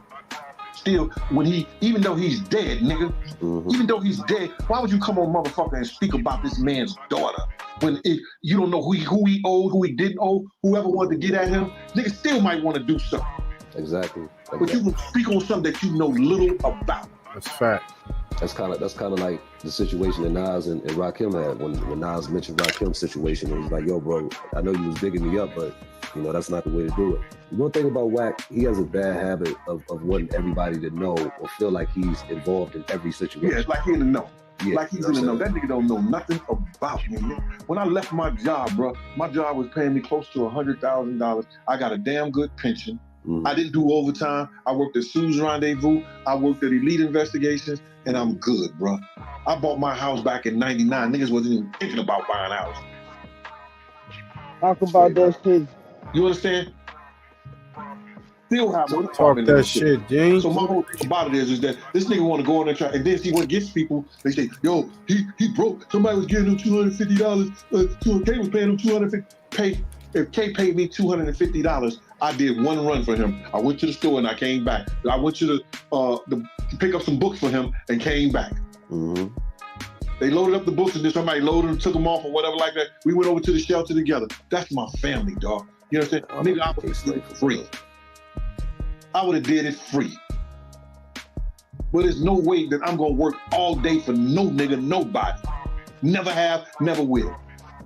So Big J, let me ask you this. So why do you think, we call him bowling ball around here, you know what I mean, for some other reasons, but why do you think he came at you like that? You know what I'm saying? Like, instead of being honorable and trying to line himself with you the right way, why did he come at you? I was there when K Slade, K, and I'm not gonna speak bad about the dead, but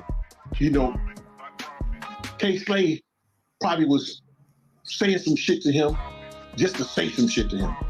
You understand what I'm saying? Because, bro, exactly what you're saying. you understand? You know, just say some shit to say some. Yo, it's not one girl in Straight Stunting Zine and K-Slade Camp could ever say that I ever, and I get his fiance on here to say that I ever disrespected anything. Because, dog, when I'm working, it's about the job, me at the end of the job that I complete. I'm never gonna ever. And, yo, I ain't never been no thirsty ass nigga over no female. Not at all. Yeah, I was there with Amber Rose, Cardi B, all those people at Sue's Rendezvous. I was there with Amber Rose, Cardi B. You know, all the girls was finding them. Gypsy, Diana. I used to drive them. Never ever. I'm gonna tell you something else. You used to take certain ones home. You know what I mean? Nobody never accused you of anything. There's times when, you know, not to go into certain arenas, there's chicks that would sleep in the back seat. None of their money was missing or anything. You know what I mean? So yeah, when I heard that shit, I ain't believe that at all. But see, to get back to the boat ride thing, check this out, man. I fuck with a lot of cats. Shout out to Moby, Pyru out there in Compton. It's a lot of them Compton dudes that will tell you why can't go back to Compton. Now he can front all he wants. What happened to Compton? The reason why is this. This is why he jumped out. Oh, that's facts, man. I mentioned Wacko. I heard that name before. I used to talk to Wacko. Wacko runs the pot. Yo, salute to Wacko. You going in and out, G. Yeah, can't really hear you. I don't know. Say that again? I say Wacko runs the Pyru out there. We used to talk on the phone after the boat ride for a little bit. He gave me his whole story. He like, yo, listen here, man. When the judge gave me a new lease on life, I got into the real estate. I got into some other things. And I didn't look back. It's all about positivity and growing. Cool. That day at the boat ride, it was me, Wacko, and Wack. Wack got mad because them Brooklyn niggas was right. He was upstairs doing this thing. I guess his wife peeped it. Went downstairs, and them Brooklyn dudes was making her have a good time. Wack was he wanted to get mad and fight now. Hold up. You said that Wack was, he was, you know, trying to be sneaky or whatever. Do his thing with the stunting models upstairs. You know how niggas dancing, doing all girls' face and shit. You got your woman there. You understand what I'm saying? Yeah. His wife must have peeped game and saw the nigga and went downstairs and she started doing her thing. He gets mad. Now he want to fight some niggas. And the Brooklyn niggas wasn't having it. And it wasn't for me and K-Slade. They would have had his ass. And Wacko was right there. They would have lost it. Right. And Wacko was right there. So hold on. I want the people to get it because he tried to say that didn't happen, right? You know what I mean? He said I would leave him on the boat ride. Yeah. So basically, he was over there with the straight stunting joints, shorty peep game, and she said, yo, let me go fuck with some, you know what I mean, some live niggas. Let me have me some fun. And you know, if Brooklyn niggas is up in the party, and they had a K-State party with straight stunting models and all these women out there, they gonna be up having fun. And White had a fat ass in those white jeans. Shout out to Kim with that fat ass, you heard? Yo, and she showed the nigga. She divorced the nigga and married a Crip. Whoa. What happened? She divorced the nigga. So hold on, you just fucked me up with that. So Wack and Kim ain't married no more? I don't think him, yo, man, my niggas out in Cali told me, yo, she don't fuck with that nigga no more. I heard she fucking with Crip now. Breaking up, Nutter. What you They say? told me that nigga cannot come. That nigga talk all that Pyru shit right there. They say he cannot come out there to the park or none of that shit. He can't show his face, and that's because Wacko said he can't show his face out there. Oh wow. That's what they telling me. Oh wow. Yo, now you know what's crazy because you know I'll be going back and forth out there. You know what I mean? And I heard something, but I'm thinking, you know, maybe she was just having a good time. You know what I mean? I know they're not together, but now you telling me that thing might be a little bit deeper than what it. Yeah, I think they divorced now. She's fucking with a Crip hard body. Oh shit. It's a bloody bunch of exclusives. Not the big first. So he gets on talking about everybody talking all this shit, talking about what niggas got, niggas broke, niggas this, niggas that. Nigga, I'm college educated. I done retired. I'm good. I'm all right. I ain't never asked you for a motherfucking thing. I ain't never asked nobody for a motherfucking thing. Wow, that's crazy. So I mean, that makes sense, G. Okay, he was not at that event Kendrick just out in Compton, and everybody But they who don't knew was there. He Huh? was not there. What'd you say? I said they on Clubhouse. Yeah, they on Clubhouse. I think it's called the Bloody Bunch, man. They got their own room. Shout out to the Bloody Bunch. I think obviously straight no chaser media got the audio and presented it. So y'all go follow them on Clubhouse. I think it's called the Bloody Bunch. That's And, dope. straight Damn, no white guy chaser. lost his girl to the truth. Yeah, man.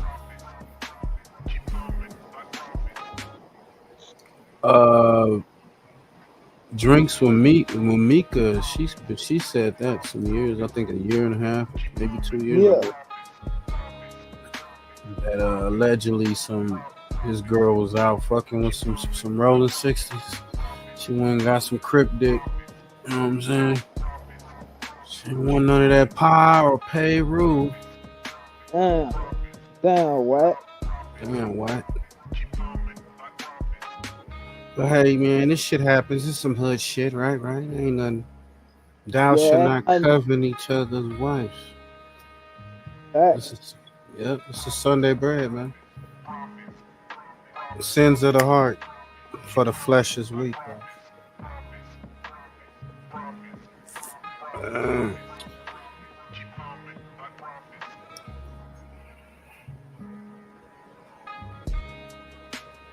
Let's get on a little we got Larry Hoover, man. Say he trying to get out.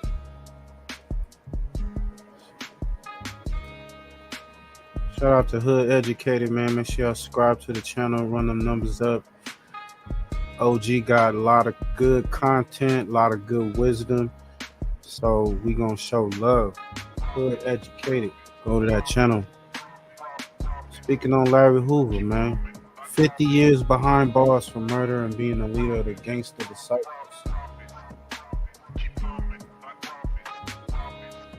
And he speak on some real shit because, you know, we got our young brothers out here and sisters out here getting locked up for foolish shit, catching life cases, and destroying their lives over bullshit.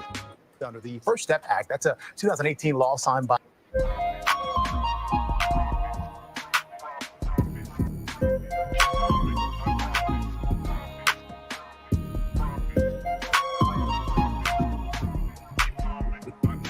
That's a fact.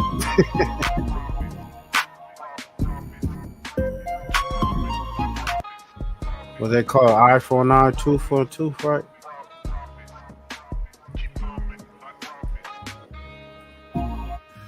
If you hood educated, I'm glad you made it.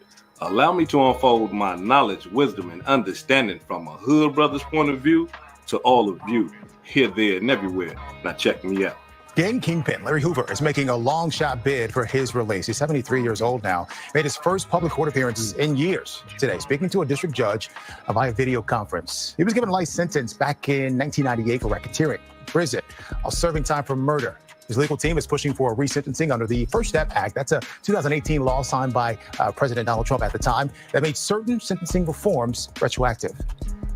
While we recognize the seriousness of the offenses for which he's convicted, we believe that there's been evolving attitudes about excessively harsh sentences, and that life in prison at ADX is basically just being buried alive. Hoover is the co-founder of the Gangster Disciples. Ruling is expected sometime next month. Larry Hoover, through his lawyer, seeking early release from multiple life sentences, a special program passed by Congress known as the First Step Act, in some cases allowing early release for certain rehabilitated prisoners. Wearing a tan long-sleeve shirt, glasses, and a gray beard, a shackled Larry Hoover in Florence, Colorado, appearing on the monitors in a Dirksen federal courtroom here in Chicago, the 73-year-old founder of the notorious Gangster Disciples street gang, testifying from the ADX Supermax prison in Colorado. I'm a completely different person than the man who went to prison in 1997, Hoover said in a low voice.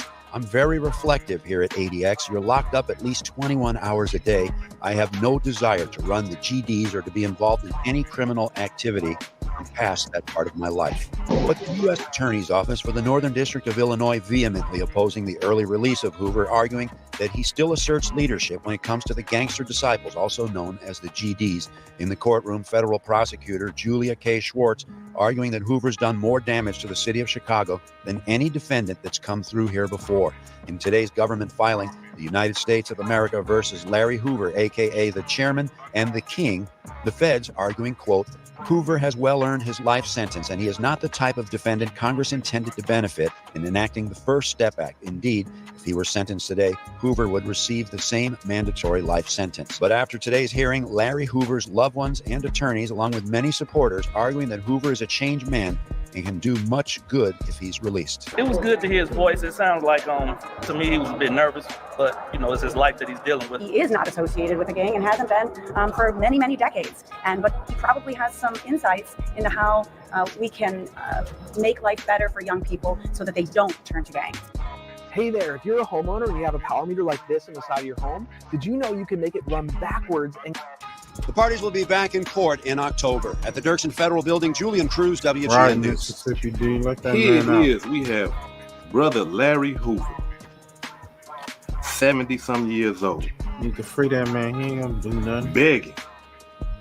We ain't gonna play no games. Yep. We ain't gonna play no games, y'all.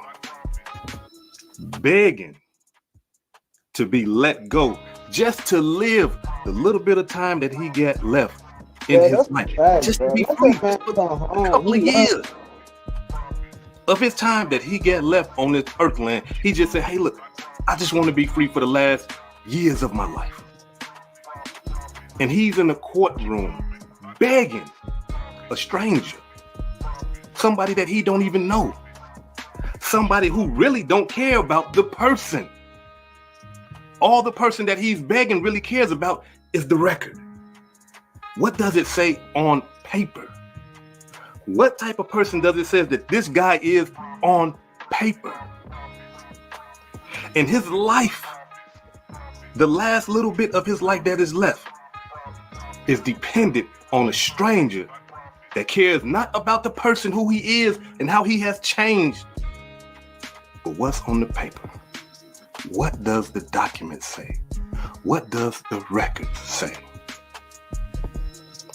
And I'm here to tell all you young brothers and all you sisters and you classic brothers that's still running around in these streets, you are not exempt from what Larry Hoover is doing right now.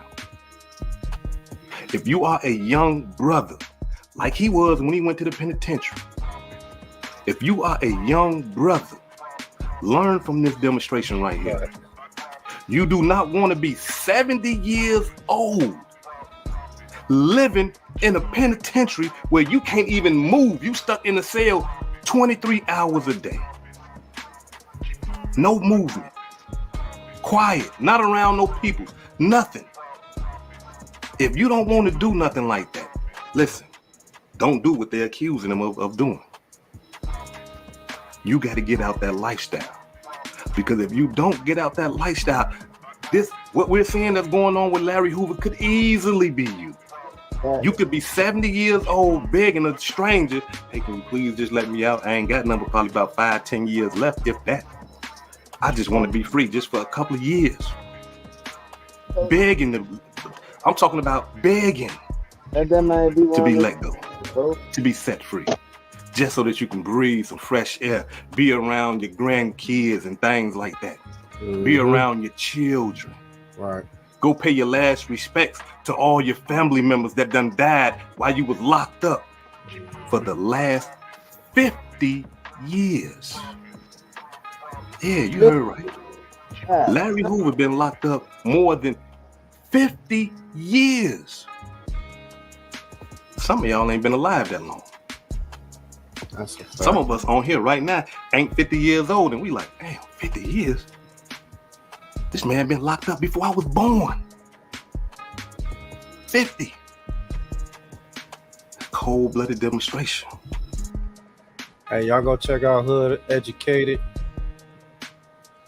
It's gonna be So what, Larry, when he gotta go back again? Yeah, I would think so. they still trying to, they've been trying. They Yes. trying to release. I hope they let them go home, man. 50 years, man. I don't know what the murder of his case is as far as Larry Hoover, but let that man go, man. And then, he's 70, 73? Come on. Right. Well, we got straight drop. Straight drop. He said he don't care. 10 toes standing tall for the murder of young Dolph, so he gonna be in there next for life. This is what y'all future is. Y'all dumbass niggas keep doing that stupid ass shit. Has been found guilty of murdering Memphis rapper Young Dolph. A jury of his peers deliberated for just 4 hours before finding Justin Johnson guilty. Over 3 days, witnesses testified the killing was part of a feud between rival record labels. Johnson was immediately sentenced to life in prison. In testimony, co-defendant Cornelius Smith identified himself and Johnson as the two people seen on that surveillance video shooting Young Dolph. The gunfire erupted at a Memphis cookie store in November of 2021. In November 2012, Cornelius Devers sued Wells Fargo because there was a murder as charged in count 2 of the indictment, and we, the jury, find the defendant guilty of convicted felon in possession of a firearm as charged in count 3 of the indictment. Thank you. Juror number 1, is that your verdict? Juror number 34, is that your verdict? Yes. Juror number 35, is that your verdict? Yes. Juror number 11, is that your verdict? Yes. Juror number 14, is that your verdict? Yes, ma'am. Juror number 17, is that your verdict? Yes, ma'am. Boy, looking sick. Juror number 27, is that your verdict? It is, Your Honor. Juror number 33, is that your verdict? Yes.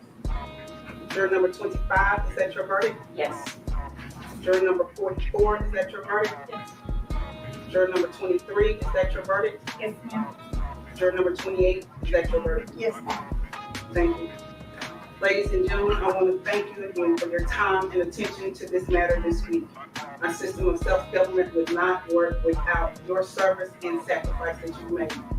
Thanks again for your time and attention. You are excused. Jurors excused.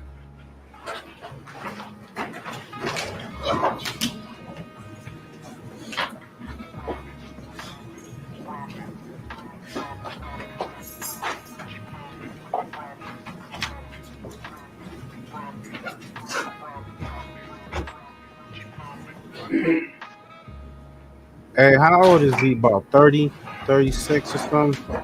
I think Mr. drop Johnson, like 20 the something. jury has found you guilty of conspiracy to commit first-degree murder. He's still in his 20s. Still in his 20s? Damn. Yeah.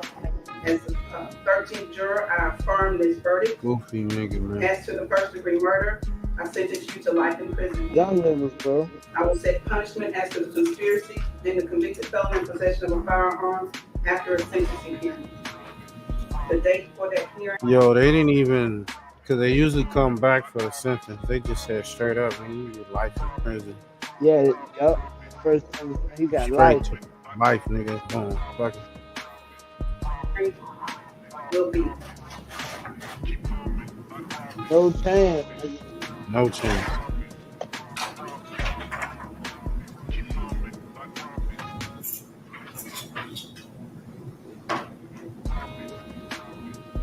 Think about what's going through this nigga head right there. You could tell all the motion, his head movement, and all that, nigga. He got a lot, nigga. And you in your mid 20s or late 20s, and fuck your whole life off. So y'all already know, man. We're gonna get up out of here, man. Appreciate everybody pulling up for that Sunday bread. Hope y'all learned something. Come on. I know we appreciate y'all coming through, showing us some love for this show. Shit. Threw his whole motherfucking life away. Man.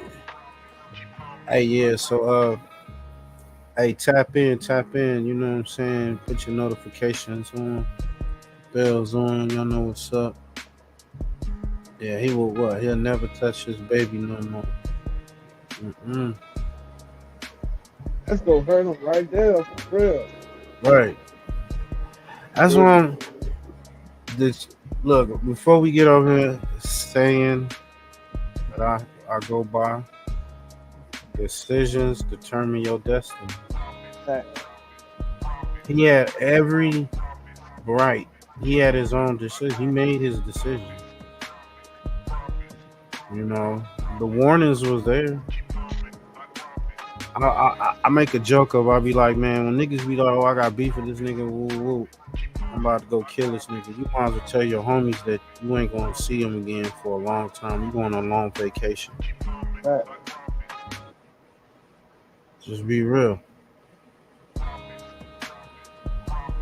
So he didn't even think about his daughter enough to make the right decision. Think about that. That's what's gonna be on his head for the rest of his life. He gotta see his daughter through a damn glass, you know what I'm saying? He ain't gonna be able to pretty much be a father to his daughter, so whatever and whoever be in her life, she gonna go through it. And he ain't gonna even be there to at least give her some advice or something. Anything can happen to her. Anything. There ain't shit you can do about it, bro. So that's what I'm saying. When y'all niggas do these acts, y'all don't just do it. Y'all say, oh, I'm doing it for my son. I gotta get this money. I gotta do this. All right, nigga, yeah. Then you take away yourself out your family, then your family, they the ones hurting too. You know what I'm saying? They suffer too. Like dude said, you know. Larry Hoover just want to come home so he could pay his respects. The last bit of years of freedom. You know what I'm saying? Yep. Yeah, but we're going to get up out of there. Hope y'all learned something. We're going to get up out of here, man. Salute to everybody that came through, pulled up. And I appreciate everybody from the VA, Virginia, everybody on the East Coast that's tapped in. I know your hours is ahead of us. You know what I'm saying? Salute to all y'all. See y'all. We'll see y'all later, man. Peace out, y'all. Salute Mississippi D. Clementine. Y'all know we appreciate y'all. For sure.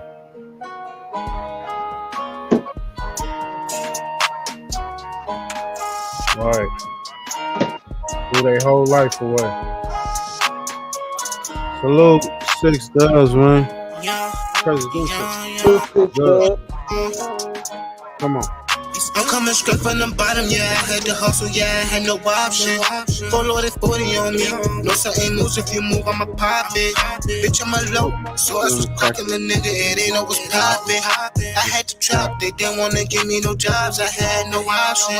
Yeah, bitch, I'm from the grove. Door up your foes, yeah. I'm in this bitch with my bros. Bitches a go. I get them all by the low.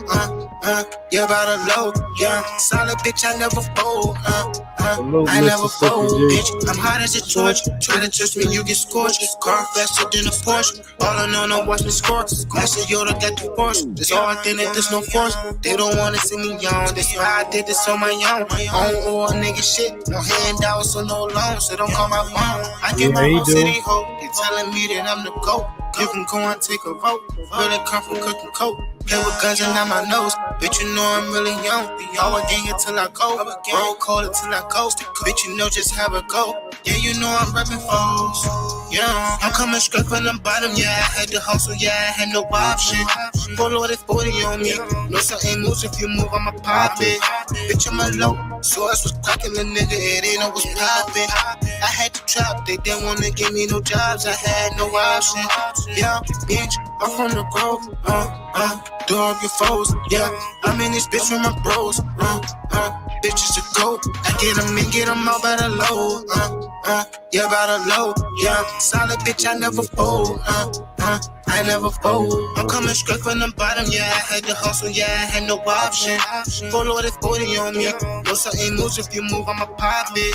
Bitch, I'm a low, so I was cracking the nigga. It ain't no was poppin'. I had to trap, they didn't wanna give me no jobs. I had no option. Yeah, bitch, I'm from the bro. Door up your foes, yeah. I'm in this bitch with my bros. Proud. These niggas proud. These niggas proud. These niggas proud. These niggas proud. What gun you got? What gun you got? What brick you caught? What brick you caught? What whip you drive? What whip you drive? What bitch you pop? Bitch, these niggas fraud. These niggas fraud, right? These niggas fraud.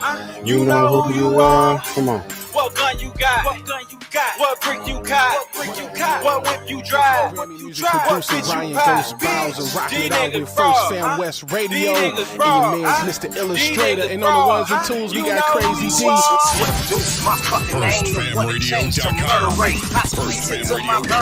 Not catch a body on any day. My whole team body, know nobody. Only got it, sharp and Molly. Fear no man, trust nobody. Listen to my 12K shot. Turned up to the max I beat. Hanging out with my boy backseat. Murder, everything I see. I put that on the west side. I eat them cool chucks up on my feet. Don't stand for grip, it's stand for me. I dare a nigga to come test my Jeep. Be the last day that nigga speak. Whole block soft and daddy weak. Crazy, y'all ain't real like me. Loose screws with a load of heat. Got a lot of soldiers that roll like me. 10 toes through these grimy streets with a blackness on. Trying to take the G's from the fuck the cop. That's how we breathe. I speak the truth. You best believe. Bow. What gun you got? What gun you got? What brick you caught? What whip you drive? What whip you drive? What bitch you pop? Bitch, these niggas fraud. These niggas fraud. These niggas fraud.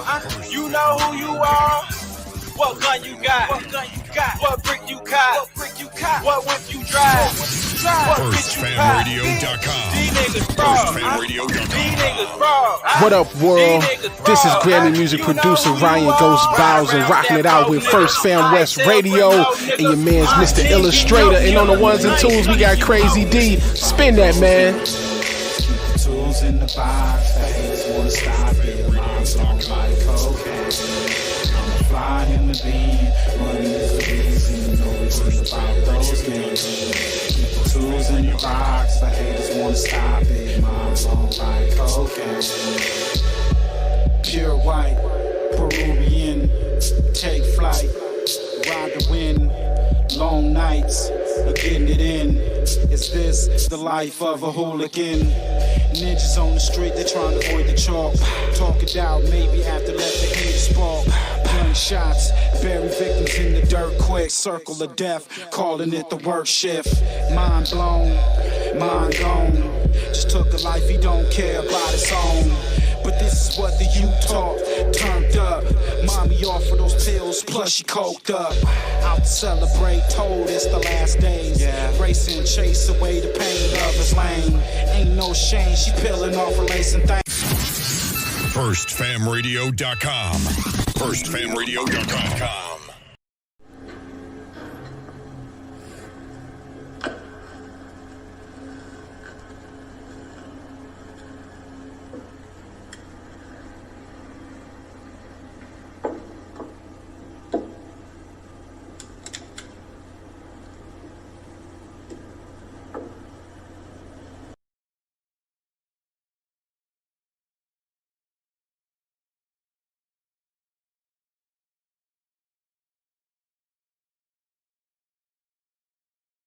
That's where we get that shit from. So if these niggas is all telling on each other, that's what they do. Who can tell first? That's what they do. Who can tell first, my nigga? That's in the mob. Yeah, that's where that whole rat, all that shit comes from the mafia.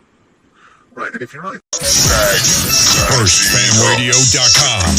FirstFamRadio.com.